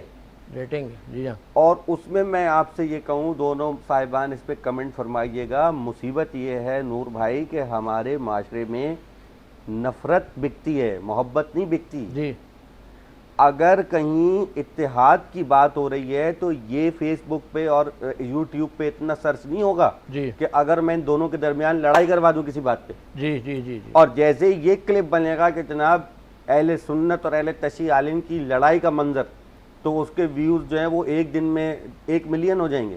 یہی بات ہے. تو اگر یعنی ہم اپنے, آپ اٹھا کے ٹرانسمیشن دیکھ لیجئے جتنے چینلز کی ہیں, اس میں جو یوٹیوب پہ آپ کلپس بنا کے ڈال رہے ہوتے ہیں, اس میں اتحاد کے کلپ کتنے چینل ڈالتا ہے اور اختلاف کے کلپ کتنے چینل ڈالتا ہے. صحیح وجہ فرما رہے. اس بات کو آپ مجھے بتائیے کہ اس کو ہم کیسے درست کریں گے. وجہ کیا ہے؟ وجہ اس کی سیدھی سی ہے کہ نفرتوں کی بات جہاں ہو رہی ہوتی ہے وہاں پہ اشتہارات زیادہ ملتے ہیں, اشتہارات زیادہ ملتے ہیں تو پیسے زیادہ ملتے ہیں, پیسے زیادہ ملتے ہیں تو جناب میڈیا جو ہے وہ کہتا ہے جی ہم نے اپنے تو کام پورا کر لیا, ہمارا مقصد یہی تھا. میں نے پہلے علماء کی بات کی, جہاں میں نے علماء کی یعنی تنقید کی ایک گوشہ تھا, تو اس پہ میڈیا پہ بھی تنقید کا گوشہ ہے, اور یہ بات 100% صحیح ہے. میں مفتی صاحب سے, نور رحمانی صاحب سے بھی اس پہ کمنٹ چاہوں گا کہ کیوں لوگ, دیکھیے معاشرے کا عمومی رویہ محبتوں کی جانب کیوں نہیں ہے. آپ بڑی آسانی کے ذریعے سے سوشل میڈیا کے ذریعے سے معاشرے کا رویہ سمجھ سکتے ہیں. جہاں جھگڑے کی بات ہوگی اس کے ویوز دیکھ لیجئے, اور جہاں محبت کی بات ہوگی اس کے ویوز دیکھ لیجئے, زمین اور آسمان کا فرق ہوگا. لوگ محبتوں کی جانب کیوں نہیں بڑھ رہے, لوگ اختلافات اور جھگڑے کی جانب کیوں بڑھ رہے ہیں؟ کیونکہ اس کی ایک بڑی وجہ ہے تعلیم اور تربیت کی کمی. واہ. یہاں ہمارے یہاں ہم اسکول بھیج کر یہ سوچتے ہیں کہ بچہ تعلیم یافتہ ہو جائے گا, اور ہم نے یہ دیکھا ہے کہ بی بی فاطمہ نے جہاں علی تعلیم دے رہے ہیں تو فاطمہ تربیت کر رہی ہے, اور دیکھا ان کی اولادوں نے پھر زمانے کی تربیت کی. سب سے بڑا ایک جو اہم مسئلہ ہے, حالانکہ یہ بات ایڈ کر دیں, حالانکہ ان کو تربیت کی ضرورت نہیں ہے, یعنی ایسی عظیم ہستیاں ہیں کہ ان کو ضرورت نہیں ہے, لیکن اس کے باوجود بھی. نہیں بے شک, ہاں بالکل, لیکن کیا ایک ماں کا ایک رول, ایک کیریکٹر, جی جی جی, ہاں وہی میں کہہ رہا ہوں, پھر بھی کی جا رہی ہے. بالکل. دیکھیں ایک باپ کے کریکٹر ہے, یہاں ایک ماں کا کریکٹر ہے, وہاں بچوں کا کریکٹر ہے, نانا کا کریکٹر. تو ہر ایک کریکٹر کو دکھایا کہ کس طرح عمل کرنا ہے. کیا بات, تربیت کس طرح معاملہ ہے. کیا بات. وجہ اس زمانے کے اندر تربیت کا ایک بہت بڑا فقدان. دوسری ایک بڑی جو وجہ ہے نا, وہاں آپ کسی ماہر کو بٹھا کے رائے نہیں لیتے. قانون پہ بات کرنی ہو سبزی والے سے رائے معلوم بتائیے, ٹھیک ہے نا. معلوم ہو طب پر بات کرنی ہو اور کسی انجینئر کو بٹھا دیا جائے. جی ہاں, میری بات سمجھ رہے ہیں. گھر بنانا ہو تو کسی جو ہے وہ سرجن کو بٹھا دیا جائے. صحیح بات. تو دین اسلام پر کسی کو بٹھا دیا جائے گا. مسئلہ یہ ہو کہ ان کے ماہر, جب ایک میں یہ سمجھتا ہوں کسی بھی مسلک کا جو ماہر عالم دین ہوگا وہ حقیقتاً العلماء ورثۃ الانبیاء, واقعی وارث نبی ہوگا, وہ کبھی اختلاف کی بات نہیں کرے گا, وہ ہمیشہ تعمیر کی بات کرے گا. جی بالکل. وہ ہمیشہ تزکیے کی بات کرے گا, وہ ہمیشہ تربیت کی بات کرے گا, وہ اصلاح کی بات کرے گا, وہ اتحاد کی بات کرے گا. مسئلہ یہ ہوتا ہے کہ ہم بٹھا لیتے ہیں کسی کو, یہاں کسی کو خطیب بنا لیا, وہاں کسی کو ذاکر بنا لیا, جس کا دور دور تک علم سے تعلق نہیں ہے, جس کو قرآن نہیں پتا, اصول تفسیر نہیں پتا, حدیث نہیں پتا, اصول حدیث نہیں پتا, فقہ نہیں پتا, اصول فقہ نہیں پتا. وہ مفسر اعظم ہے, وہی محدث اعظم ہے. پھر کیا کرے گا جب اسے اصول نہیں پتا تو وہ جھگڑے کی بات کرے گا. دیکھیں ہم جانتے ہیں مناظر کے اندر پڑھتے ہیں نا کہ مناظر اس وقت تسلیم کر لیتا ہے کہ جب وہ اشتعال میں آ جاتا ہے اور دلائل کی جگہ وہ چیخنا چلانا شروع کر دیتا ہے. بس ختم ہو گئی بات. اس قوم کو جہالت کی طرف موڑا جا رہا ہے, اور اگر اس قوم کو تربیت کی طرف لانا ہے تو نور والے کے پاس لانا ہے, اور نور والے کے خاندان کے پاس. تیری مسئلے پاک میں ہے بچہ بچہ نور کا, تو ہے نور, تیرا سب گھرانہ نور. ان مقدس. اچھا ایک بڑا اور بھی علم ہے, ہم صرف فضائل پہ چلے جاتے ہیں. ٹھیک, ہم یہ نہیں بتاتے کہ ان کا صبر کیسا تھا، ہم یہ نہیں بتاتے وہ بڑی بہترین اہم بات تاجر کیسے تھے، ہم یہ نہیں بتاتے کہ وہ بہترین مفسر کیسے تھے، ہم یہ نہیں بتاتے وہ بہترین معلم کیسے تھے، ان کی عبادات کیسی تھیں، ان کو شجاعت کیسی تھی، سخاوت کیسی تھی، زندگی کے معاملات کیسے تھے۔ ہم مقید کر دیتے امام حسین کے ساتھ ظلم ہے، یہ بہت بڑا ظلم ہوگا، یہ بہت بڑا ظلم ہوگا، یہ بہت بڑا ظلم ہوگا کہ آپ صرف عاشور کی ان کی وہ بتا دیں مسائل۔ آپ بتائیں آج کے ایلٹ کلاس کو، آج کسی بھی حکومت کو ایلٹ کلاس چلاتی ہے نا، میں نے تو دیکھا ہے کوفہ کے اندر وہ حسن اور حسین کو دیکھا ہے کہ فقیر زمانے کا نیچے بیٹھا ہوا ہے اور کہا ہے کہ آؤ ہماری دعوت تسلیم کر لو۔ جو V8 کے اندر ہو وہ تو کبھی دیکھنا پسند نہیں کرتا، مگر یہ علی کا لال ہے، یہ فاطمہ کی تربیت کا شاہکار ہے، اٹھنے کے بعد وہاں اترتے ہیں، نیچے بیٹھتے ہیں، فقراء کے ساتھ بیٹھ کے روٹی کو توڑتے ہیں، اپنے ہاتھ سے کھلاتے ہیں اور کہتے ہیں حسین نے تمہاری دعوت قبول کر لی، اب حسین کی دعوت قبول۔ کیا بات ہے، یہ تربیت کا معاملہ ہے۔ اگر آپ اس طرح اگر چاہتے ہیں کہ معاشرے میں بہترین آئے تو خدا کے واسطے میں میڈیا سے کہوں گا آپ ان چیزوں کے ماہرین کو بٹھائیے۔ جب آپ قرآن کی بات کریں تو کم از کم اس کو بٹھائیں کہ جس نے قرآن کو کم از کم ایک مرتبہ سمجھ کے تو پڑھا ہو۔ صحیح بات، کم سے کم ایک مرتبہ تو پڑھا، کم ایک مرتبہ تو پڑھا۔ واہ واہ جی، واہ واہ، سبحان اللہ۔ نور والے کی بات آ گئی اور نور کے گھرانے کی بات آ گئی، تو ہمارے ساتھ ویڈیو لنک پر بھی ثنا خواہ موجود ہے جو کہ نور والے کا نوری ذکر کریں گے، جناب رضا خان صاحب۔ صلی علی نبینا صلی علی محمد صلی علی شفیعنا صلی علی محمد۔ اٹھا دو پردہ دکھا دو چہرہ کہ نور باری حجاب میں ہے زمانہ تاریک ہو رہا ہے کہ مہر کب سے نقاب میں ہے زمانہ تاریک ہو رہا ہے کہ مہر کب سے نقاب میں ہے۔ انہی کی بومایہ سمن ہے، انہی کا جلوہ چمن چمن ہے، انہی کی بومایہ سمن ہے، انہی کا جلوہ چمن چمن ہے، انہی سے گلشن مہک رہے ہیں، انہی کی رنگت گلاب میں ہے، انہی سے گلشن مہک رہے ہیں، انہی کی رنگت گلاب میں ہے۔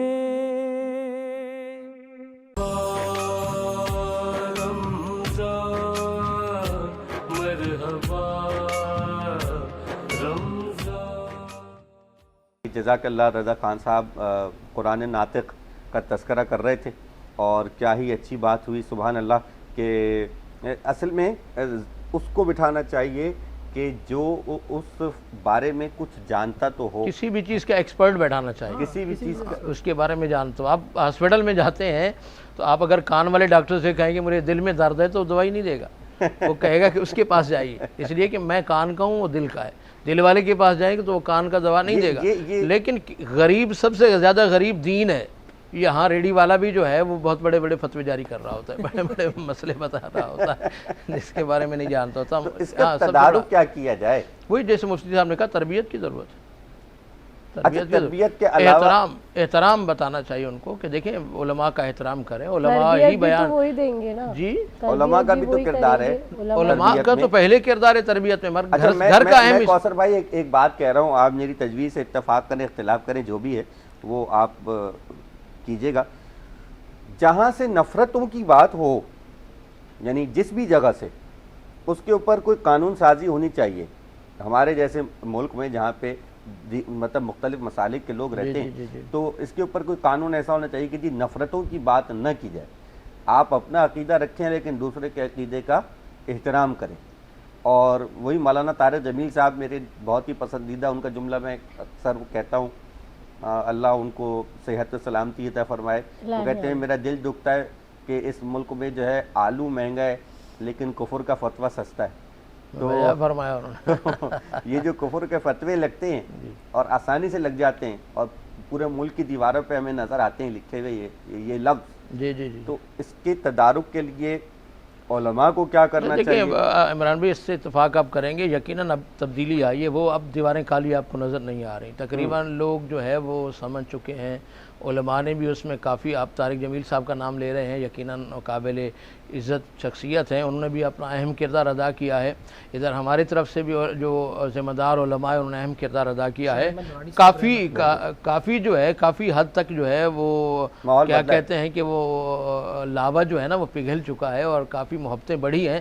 آپ دیکھیں کہ سنی اور شیعہ اور سب ایک جگہ بیٹھ کر جو ہے وہ گفتگو کر رہے ہیں. ابھی ایک چیز بہت ہے، چیک اینڈ بیلنس ہونا چاہیے، اور چیک اینڈ بیلنس ہمیشہ گورنمنٹ کے ہاتھ میں ہوتا ہے. یہ نقطہ میں دیکھیں سیدنا علی حیدر کرار جو اس وقت بہت زیادہ حالات خراب تھے، بہت زیادہ حالات خراب تھے. کوفہ کے اندر جو آپ نے اسٹیٹ قائم کی اور اس کو پورے تک پھیلایا، اس میں آپ نے اس زمانے کے پیغام رساں کے جو معاملات تھے، انٹیلیجنس، اس کو بڑا مضبوط کیا، اس پہ کنٹرول کیا. کون کیا کہے گا، کس طرح کہے گا، اسٹیٹ اس کو جاری کرتی تھی، اسٹیٹ جاری کرتی تھی. ابھی معاملہ یہ ہوتا ہے کہ یہاں ریٹنگ کا معاملہ ہو یا پیسے کا معاملہ، تو یہاں اسٹیٹ خود کرپٹ ہوگی. آپ کی بات کاٹ رہا ہوں تو وہ کیا وہ کرے. مولا جب کوفے میں گئے تو سرکار کیا فرمایا؟ دیکھیں میں ایک جبہ پہن کے آ رہا ہوں، میرے ہاتھ میں آفتابہ ہے اور یہ جائے نماز ہے، لے کے میں یہ آپ کے شہر میں داخل ہو رہا ہوں. جب یہاں سے واپس جاؤں اگر یہی میرے پاس میں گھوڑا اور یہی چیزیں ہوں تو سمجھنا کہ میں عدل کر کے جا رہا ہوں، ورنہ سمجھنا کہ میں نے تمہارے ساتھ ظلم کیا ہے. اب یہ حکمران کہہ کے جا رہے ہیں. اب یہاں ہمارے معاشرے میں حکمران آتے ہیں تو کچھ نہیں ہوتا، جاتے ہیں تو پتہ نہیں کو لاکھوں کی جگیریں نکل رہی ہوتی ہیں. عوام کا مزاج یہ ہے کہ جب آپ عالمانہ گفتگو کریں، علمی گفتگو کریں، وہ کہتے ہیں بھائی کسی لطیفے سنانے والے کو بلاؤ، کسی جو ہے وہ مذاق اڑانے والے کو، پڑاخے دار گفتگو کرنے والے کو. یہ مزاج ہو گیا مزاج. مطلب ہمارے ہاں تو اب یہ بات مجھے کہنے دیجئے مفتی صاحب کہ جو رات کا وقت ہے، ایک خاص 11 بجے کے بعد کا وقت، پورا سال رات کے 11 بجے کے بعد ہم ہر چینل پر جگت بازی دیکھتے ہیں. اس کی وجہ کیا ہے؟ اس کی وجہ ایک تربیت کا ایک معاملہ ہے. آپ کو قرآن کے قریب آنا ہوگا، آپ کے قرآن کو اصولوں کو تھامنا ہوگا. اور میں ایک بات کروں، جس طرح ابھی آپ میڈیا کی بات کر رہے تھے نا، 6 گھنٹے کی آپ کی ٹرانسمیشن ہے، میں یہاں کی بات نہیں کر رہا. جی جی جی، ٹوٹل اوور آل آپ کی 6 گھنٹے کی ٹرانسمیشن، اس میں آپ نے 20 منٹ ایک عالم دین کو دیے، اور اس میں آپ جو اینکر تھا وہ اس زمانے کا خود سب سے بڑا مفتی اعظم ہوتا ہے. صحیح بات. وہ مجتہد کے درجے پہ بلکہ اس سے بھی بڑا کراس کر چکا ہوتا ہے، اور وہ مستقل جو ہے نا آئیں بائیں شائیں بکواس کر رہا ہوتا ہے. اور سامنے کسی ایک ایسے بیچارے کو بلا لیا جاتا ہے جو کسی مسجد کا نماز پڑھانے والا آدمی ہے بیچارہ، اور اس کو کہا جاتا ہے کہ بھئی آپ بیٹھے ہیں. وہ کہہ رہے ہوتے ہیں چلو میں ٹی وی میں آ رہا ہوں اس بارے. اینکر پوری دنیا کی باتیں کر رہا ہوتا ہے. آخر میں جی آپ کے پاس 2 منٹ ہیں، آپ بتائیے. اب وہ بیچارے قرآن کی آیت پڑھتے ہیں، بریک ہو جاتا ہے، عالم صاحب زیارت کرا کے چلے جاتے ہیں. یہ تو کردار ہے میڈیا کا. اور جہاں کوئی علمی گفتگو کی جائے ان کو کہتے ہیں بھائی آئندہ ان کو نہیں بلانا، انہوں نے پکا دیا. استغفر اللہ استغفر اللہ استغفر اللہ، کیونکہ اصلاح کی بات کر رہے ہیں. آپ کہہ رہے ہیں ریٹنگ نہیں آئے گی. بات تو ہم دیکھیں، میرا تعلق تو 9 سال سے نا میڈیا میں. ہمیں تو ایک مرتبہ مشورہ دیا جا رہا ہے، ہمارے ایک دوست اسی طرح بیٹھے تھے، شیعہ عالم دین، بہت مشہور نام نہیں لوں گا میں. وہ ایک آیا پروڈیوسر کہہ رہا ہے کہ بھائی اگر یہ ٹیبل ٹوٹ جائے تو آپ دونوں سپر ہٹ ہو جائیں گے. یہ ٹیبل ٹوٹ جائے تو آپ دونوں سپر ہٹ ہو جائیں گے. مطلب کیا؟ مطلب جھگڑا ہو، فساد کی بات، وہی بات جس کی طرف میں نے اشارہ کیا تھا.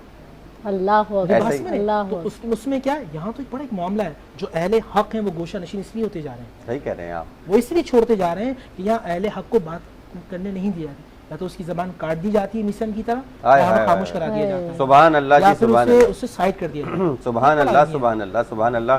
اور ظاہر ہے کہ جب تذکرہ ہوا میسم کا اور تذکرہ جو ہے وہ مسلسل پیغمبر صلی اللہ علیہ وسلم کی شخصیت کا ہے، تو ویڈیو لنک پر ہمارے درمیان ایک نعت خواں موجود ہیں. میں شکر گزار ہوں جناب کوثر عباس صاحب کا، سید کوثر عباس نقوی صاحب کے، وہ ہمارے ساتھ پروگرام میں شریک ہوئے. اپنی انتہائی مصروفیات کے باوجود، ان کی کہیں اور بھی مصروفیت ہے، آپ کا بہت شکریہ کہ آپ تشریف لائے. ویڈیو لنک پر ہمارے درمیان موجود ہیں ریحان علی قادری. میری الفت مدینے سے یوں ہی نہیں، میری الفت مدینے سے یوں ہی نہیں، میرے آقا کا روضہ مدینے میں ہے، میرے آقا کا روضہ مدینے میں ہے. میں مدینے کی جانب نہ کیسے کھنچوں، میں مدینے کی جانب نہ کیسے کھنچوں، میرا دین اور دنیا مدینے میں ہے، میرا دین اور دنیا مدینے میں ہے. عرش اعظم سے جس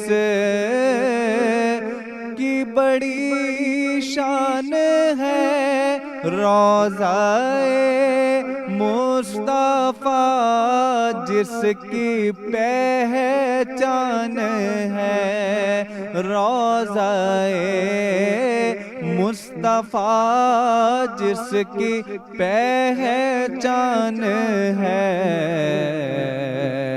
جس کا ہم پلہ کوئی محلہ نہیں، ایک ایسا محلہ مدینے میں ہے، جس کا ہم پلہ کوئی محلہ نہیں، ایک ایسا محلہ مدینے میں ہے.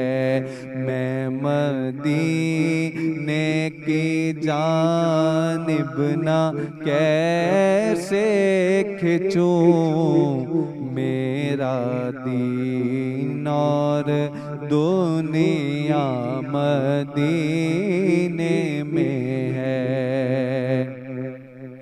پھر مجھے موت کا کوئی خطرہ نہ ہو،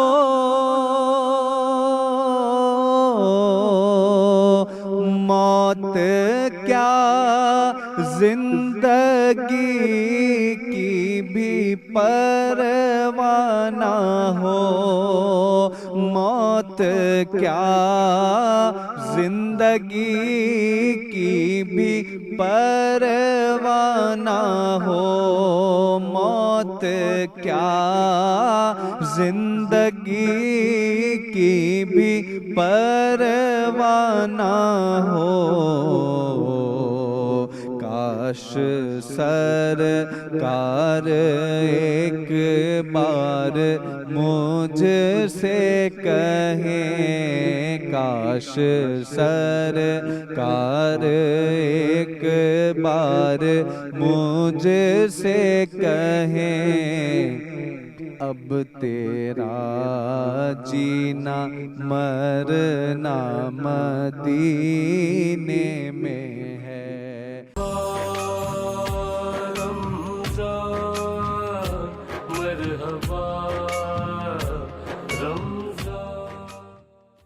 सिलसिले को आगे बढ़ाएंगे प्रोग्राम के और सच के मरहबा किचन में शेफ़ सबीन के पास चलेंगे। जी शेफ़ सबीन, पाए तैयार हो गए हैं या हो रहे हैं? कहाँ तक पहुँची है तैयारी? बिल्कुल तैयार हो गए हैं पाए, मैं सर्व कर देती हूँ। ठीक है, अच्छा, पाए हो गए, निहारी हो गई, ये बड़ी फेवरेट जो है वो डिशेज़ हैं हमारे यहाँ, सब लोगों की बहुत ही पसंदीदा जो है वो डिशेज़ हैं। जी इंशाल्लाह नेक्स्ट हमारे प्रोग्राम में जो है हम नहारी ही का एहतमाम करेंगे। अच्छा, जी बिल्कुल, पाए तैयार हैं, खुशबू भी बहुत ही बेहतरीन सी आ रही है और ये पाए जो है वो डिस्प्ले के लिए अभी सबीन जो है वो निकाल रही है। अच्छा, इसमें मुझे बताइएगा पायों के हवाले से जी ब्लड प्रेशर वाले जो हैं उनके लिए क्या है, क्या बढ़ता है ब्लड प्रेशर बढ़ता है क्या? जी इमरान भाई, लेकिन ब्लड प्रेशर जो है वो बड़े के पाए से, ये तो मटन के हैं ना, हाँ, ये जी। सबके लिए फ़ायदेमंद है। ये फायदेमंद है, ये सबके लिए फ़ायदेमंद। जो बड़े का पाया होता है वो बछिया का या हम भैंस के पाए इस्तेमाल करते हैं, उससे ब्लड प्रेशर हाई होने का ज़्यादा वो रहता है, ख़तरा रहता है कि ब्लड प्रेशर हाई हो जाए। उसके लिए भी ये चीज़ है कि आप अगर पाए को ठंडा करके खाएं, एकदम हम गर्म पाए खाते हैं तो उससे बेहतर है कि आप पाए को ठंडा करके खाएं और उसके बाद हम एक नींबू जो है वो पानी में शामिल करके उसको पी लें, तो वो जो ब्लड प्रेशर हमारा हाई होता है वो कंट्रोल में रहेगा अगर आप खा लेते हैं पाए, बड़े के पाए। लेकिन आपने उनसे तो आज बात का हो गई, नुस्खा अब ये हो गया। हकीम भी हैं, जी। मुफ्ती साहब जो हैं जी भाई, ये सरकारी जबरदस्त। तौर पर भी हकीम है। ये बात शायद मीडिया वालों को पता नहीं, कितनों को पता है कि नहीं पता, ये मुफ्ती सरकारी साहब से भी पूछ लेना हकीम जो फिर। होते हैं ये वो हैं। जी, अब आप बताएं पायों अब आप के लिए। बताएं मुफ्ती साहब। देखिए मसला पता है क्या है, जब हमारे यहाँ सहरी होती है ना उस वक्त हम एज ए मुजाहिद होते हैं, दस्तरखान लगता है तो समझते हैं दुश्मन फौज है। और जिस तरह एक मोमिन की शान होती है वो दुश्मनों को ख़त्म करना चाहता है, पेट भर जाए यहाँ तक और पानी डाल इफ्तारी के के वक्त क्या हम होता है? मुजाहिद होते हैं और इफ्तारी के वक्त क्या होते हैं? इफ्तारी के बाद तो पोजीशन ये होती है कि मस्जिद में लोग सीधे खड़े होते हैं रुकू तक जाने की पोजीशन नहीं होती। रुको अच्छा, अब जो है ना वो अब इस पर आते हैं, जो अल्सर के पेशेंट हैं उनके लिए नुकसानदेह होगा, वो एहतियात करें। अच्छा, जिनको मैदे की कोलेस्ट्रॉल? तकलीफ- हाँ नहीं, कोलेस्ट्रॉल एक अलग बीमारी है। अच्छा। अल्सर कहते हैं मैदे के मुंह पे बरम आ जाना। कुछ लोगों को यहाँ दर्द सा रहता है, ये दोनों पसीने यहाँ ना इस तरह बीच में जो है, यहाँ अगर दर्द महसूस होता है या सूजन आती है तो ये निशानी इस बात की कि पेशेंट को अल्सर है। अच्छा, अच्छा, ऐसा पेशेंट निहारी, पाए या मुर्गन ग़िज़ाओं से परहेज़ करे, तकलीफ़ में आ सकता है। अच्छा, बिल्कुल। या वो पेशेंट जो जिगर की बीमारी में मुब्तला है वो इन चीज़ों से परहेज़ करे। जिगर का पेशेंट, मैदे का पेशेंट, किडनी पेशेंट वो इस चीज़ से एहतियात करेगा। कुछ लोगों को जोड़ों में तकलीफ़ होती है, अगर वो ज़्यादा इस्तेमाल करेंगे तो ये उनके लिए तकलीफ़ का बाइस बन सकता है ज़्यादा। अच्छा। एक होता है चखना, एक होता है भरपूर तरीके से खाना। हाँ। अगर आप चखते हैं सहरी के अंदर तो ठीक है, किसी हद तक बेहतर रहेगा। ठीक है, उसके लिए जो है ना वो आप चटनी के इस्तेमाल, अदरक, देसी लहसुन, पुदीना, अनारदाना, ये 4 चीज़ें। अच्छा, ये 4 चीज़ों को हम वज़न कर लें और अच्छी तरह खरल करें। खरल ये होता है, हमारे यहाँ हिकमत में ही कहा जाता है कि उसको अच्छी तरह उसको पीसना। आप जितना हाथ से पीसेंगे ना या उसको कूटेंगे तो उसमें हरारत पैदा होगी। अच्छा, जैसे कहते हैं हरारत गलीज़ा, जितनी उसमें हरारत पैदा होगी वो उतनी फ़ायदेमंद होगी क़ुव्वत मदाफ़त के लिए भी, कोलेस्ट्रॉल के लिए भी और मैदे की तकलीफ़ के लिए। जबरदस्त वाह, जबरदस्त। जबरदस्त। और ये जो गलीज़ा है ये उर्दू वाला गलीज़ा नहीं है ये अरबी वाला गलीज़ा अरबी है, गलीज़ा। जिसका मतलब होता है कुव्वत। ठीक है जी, हरारत गलीज़ा मतलब कुव्वत, यानी गलीज़ हमारे यहाँ जो है वो किसी और माना में इस्तेमाल होता है। मीसाक़न गलीज़ा का ना यानी बहुत मजबूत अहद। हाँ, यानी कि अरबी के अंदर जब गलीज़ इस्तेमाल किया जाता है वो बहुत मजबूत, बहुत अच्छा, ताकतवर, कवि। कवि बेहतरीन। चलिए जनाब, मैं एक सवाल अभी और आया है आपके लिए, और चूंकि इस वक्त एक सूरत हाल ऐसी है जो सेहत के मामलात बड़े अहम है, उस पर बात करेंगे। पायों की क्या सूरत हाल है? जी इमरान भाई, ये करना चाह रही हैं सभी। हाँ बिल्कुल, मैंने पाए जो है इसमें बकरा निकाल दिए बेचारा हैं। जो है वो ईंटों पे खड़ा हुआ है। अच्छा, इसमें हम आखिर में अदरक और हरे धनिया के साथ हम इसको प्रेजेंट करेंगे। ठीक है, और साथ में इसमें हम लेमन शामिल करेंगे। आप चाहें तो इसमें एक लेमन जूस भी ऊपर से शामिल कर सकते हैं।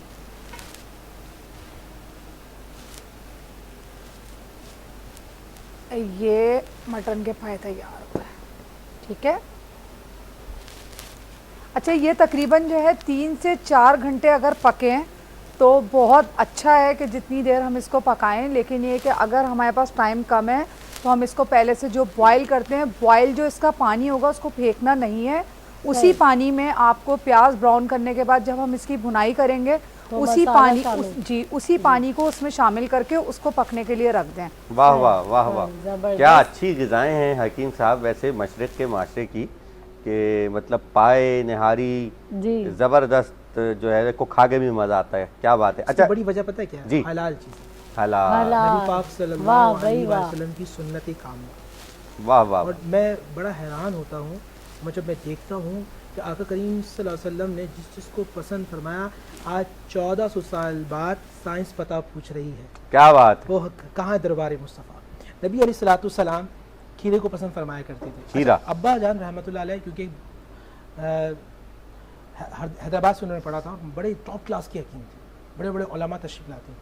ابا فرماتے تھے اکثر ہر ایک سے کہ صبح جو ہے نا وہ ہیرا نہیں بلکہ وہ جو کھیرا ہے نا وہ ہیرا ہے. اچھا کھیرا جو ہے وہ ہیرا ہے. کھیرا صحت کے لیے بہت بہترین ہے. یہ تو بڑی اچھی بات بتائی آپ نے. آج تو ہمارے کچن کے علاوہ یہاں سے بھی بہترین ارے تو حکیم ہے صاحب کی جو ہے وہ لوگ جو چاہتے ہیں کہ ان کا وزن کنٹرول میں رہے. ٹھیک ہے. بیٹھے بیٹھے توند نکل آتی ہے یا سینے میں جلن ہو جاتی ہے. بالکل ٹھیک ہے. جوڑوں میں درد ہو جاتا ہے, ان کے لیے کھیرا بہت زیادہ ہیرا ہے. صبح کے بعد دوپہر میں ابا فرماتے تھے یہ کھیرا ہے, رات میں یہ صفرا ہے. اچھا معدے کی تکلیف کا باعث بن سکتا ہے. رات میں نہ لیا جائے. بالکل رات میں احتیاط کیجیے. اچھا پیاز کا بھی یہ ہے. بالکل جن کا معدہ کمزور ہے ان کو اس طرح کی ثقیل چیزیں یا اس طرح کی غذائیں نقصان دے سکتی ہیں. رات میں یا رات میں مطلب رات کے کھانے میں اس کو قطعاً نہ لیں. ٹھیک ہے. کھیرے کو خاص طور پہ. اچھا ایک سوال اور آیا ہے حکیم صاحب, مفتی صاحب, کلونجی کے لیے بڑی آج کل بات ہو رہی ہے جگہ جگہ, اور یہ جو پھیلی ہوئی ہے وبا اس کی کرونا کی, تو ویسے تو بھی کہا جا رہا ہے کہ جی ابھی اس کے اوپر تحقیق جاری ہے اور آپ لوگ اس کے اوپر, لیکن آپ کی حکمت اس حوالے سے کچھ کہتی ہے کلونجی پہ بتائیے, اور اس کے حوالے سے کیا احتیاط. دیکھیں ایک بات تو یاد رکھیے گا, کسی بھی وبا کا سامنے کرنے کے لیے اب قوت مدافع جس طرح بہننے کا تھا, اس میں جو سب سے جو اہم جو رول ہوتا ہے وہ آپ کی ذہنی صلاحیت کا ہوتا ہے. آپ ذہن سے کسی کو تسلیم کرتے ہیں نا تو قوت مدافعت آپ کی آٹومیٹکلی مکمل ہو جاتی ہے. ذہنی طور پہ آپ بہت زیادہ قوی ہیں مگر ذہنی طور پہ آپ اس کو تسلیم نہیں کر رہے تو آپ شجاع. جنگ کس طرح لڑی جاتی ہے؟ جنگ ہمیشہ دماغ سے لڑی جاتی ہے. بالکل. تو وبا کے اندر بھی آپ پر کامل یقین اللہ کی ذات پہ ہونا چاہیے.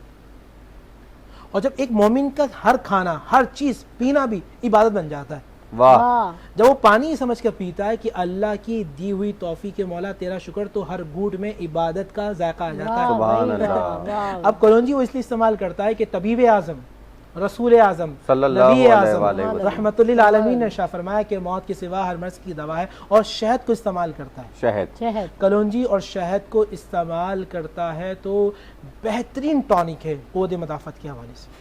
اچھا ابھی یہ جو سچویشن ہے اس میں کس طرح استعمال کیا نہر میں استعمال کیا جائے. ابھی جو رمضان شریف چل رہے ہیں تو سحری میں استعمال کر لیں. اچھا ہمارے یہاں عوام جو ہے نا بڑا عجیب مزاج رکھتی ہے. جی جی. آپ ہر چیز ایک لمیٹیشن میں, ٹھیک ہے, اس لمٹ کو آپ کراس کریں گے. مثال کے طور پہ کھانا نمک کے حوالے سے بتایا, نمک کھانوں کا سردار ہے. صحیح ہے. لیکن آگا 10 چمچ ڈال دیں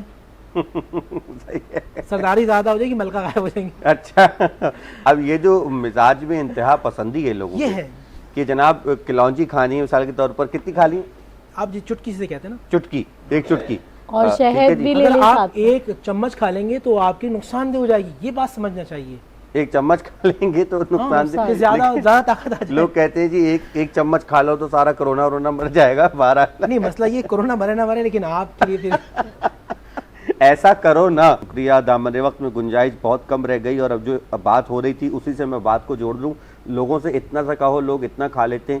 مزاج میں انتہا پسندی کس حد تک اتحاد امت کو بھی نقصان پہنچا رہی ہے؟ اپنے موضوع سے میں نے بات کو جوڑ دیا. انتہا پسندی اتحاد کو کیسے نقصان پہنچا رہی ہے؟ دیکھیں ایک بات یاد رکھیے گا, ایک انتہا ہے, ٹھیک ہے, ایک جو ہے اس کی اختتام کی طرف ہے, ٹھیک ہے, ابتدا اور انتہا, بیچ میں ہے مڈل. اس امت کو امت وسط کہا گیا. بے شک. تو مطلب یہ کہ سب سے بہترین جو ہے وہ وسط ہے, وسطی چیز ہے. سب سے بہترین عمر بھی جوانی کی ہے کیونکہ وہ وسط ہے. تو مڈل کو اللہ تعالیٰ نے قرآن میں فرمایا کہ اللہ تعالیٰ زیادتی کرنے والوں کو پسند نہیں کرتا. بے شک. تو ہر چیز میں ایک لمیٹیشن ہونا چاہیے. جب ایک لمیٹیشن ہوگی, حتیٰ کہ تہجد کے حوالے سے جب صحابہ کرام رضی اللہ تعالیٰ عنہ کا یہ انداز ہوتا تھا کہ وہ جب نمازیں بہت زیادہ کثرت سے پڑھ رہے ہوتے تھے نوافل اور تھکاوٹ آ جاتی, تو حدیث میں آیا کہ جب تک خشوع خضوع رہے تو نوافل کو وہاں تک محدود رکھو. تو ہر چیز کو ایک لمیٹیشن میں ہمیں یہ بڑی اچھی بات کی کہ نوافل بھی وہاں تک کہ جب تک خضوع و خشوع رہے, بوجھ نہ ہو جائے. ہم دیکھیں ہماری کوشش کیا ہوتی ہے کہ آج ہم نے 4 سپارے پڑھ لی, جی, اگلے دن 2 پڑھے, اس کے بعد پھر 1 پڑھا, اور پھر اس کے بعد سورہ فاتحہ پڑھ کے دعا کر لی. یہ مزاج نہیں. دیکھیے تربیت کا مال, پورا رمضان بیسکلی تربیت ہے, اور ہمیں اس پورے سال کو بلکہ ہمیشہ اپنی زندگی میں اس کو اپلائی کرنا ہے. ہم نے جو روزہ رکھا ہے, جس طرح ہم نے کھانے سے حلال چیزوں سے بچیں, ہمیں حرام چیزوں سے بھی بچنا ہے. بے شک. ہمیں جھوٹ سے بچنا ہے. اس کان کی لذت ہوتی ہے جھوٹ میں, غیبت میں. دل کی لذت ہوتی ہے حسد میں. آنکھوں کی لذت ہوتی ہے گناہ میں. جو وقتی طور پہ لذت میں شکار ہو جاتا ہے وہ برباد ہو جاتا ہے. جو مشقت, وہ مزدور جو مشقت میں دن گزارتا ہے وہ آرام سے سو جاتا ہے. وہ بندہ کہ جو اللہ کی عبادت کے لیے اپنے آپ کو مشقت میں ڈالتا ہے وہ قبر میں آسان سے سو جاتا ہے. سبحان اللہ. تو آپ کو اس چیز کو ذہن میں رکھنا ہے. یہ مہینہ جو اعمال کا تھا لوگوں نے مال کا بنا لیا. انتہا پسندی. اعمال کا تھا لوگوں نے مال کا بنا لیا. بہت اچھا جملہ ہے. ذخیرہ اندوزی کر لی. اللہ کے نبی فرما رہے ہیں کہ جو ذخیرہ اندوزی کرتا ہے فلیس منا, وہ ہم میں سے نہیں ہے. دیکھیں ایک مسلمان کا دعویٰ یہ ہوتا ہے کل بروز قیامت وہ نبی علیہ الصلوۃ والسلام کے ساتھ کھڑا ہو, جس سے آپ محبت کرتے ہیں ان کے ساتھ. کتنا عجیب معاملہ ہوگا عمران بھائی کہ جب آپ ذخیرہ اندوزی کرنے والے ہیں, آپ دشمنی کرنے والے ہیں, دشمنی کو بڑھاوا دینے والے ہیں, رشتوں کو توڑنے والے ہیں, میاں بیوی میں نفرتیں ڈالنے والے ہیں, تو نبی اسلام آپ کو فرما دیں تو ہم میں سے نہیں ہوں. ایک بہت بڑا جملہ ہے. میں کبھی سوچتا ہوں تو میرے رونگٹے کھڑے ہو جاتے ہیں کہ یا اللہ مجھے اس سے محفوظ رکھنا. بے شک. کہ میں نبی کے پاس جاؤں, کہ میں امتی مصطفیٰ ہوں. نبی فرمائے کیونکہ آج نبی نے فرما دیا فلیس منا, وہ ہم میں سے نہیں ہے. بے شک. تو ہمیں اپنی تربیت کرنی ہے, اپنے اندر کے انسان کو انسان بنانا ہے. اس رمضان بدلے اندر کا انسان. واہ, سبحان اللہ, سبحان اللہ. جزاک اللہ خیر. انشاءاللہ کل صبح ایک اور نئے عنوان کے ساتھ آپ کی خدمت میں حاضر ہوں گے. اجازت دیجیے اس دعا کے ساتھ کہ پروردگار عالم ہمیں آسانیاں عطا فرمائے اور آسانیاں تقسیم عطا کرنے کی توفیق عطا فرمائے. آپ کا میزبان سید عمران مہدی اور سیدہ ہرا شیرازی آپ سے اجازت چاہتے ہیں. والسلام علیکم ورحمۃ اللہ وبرکاتہ.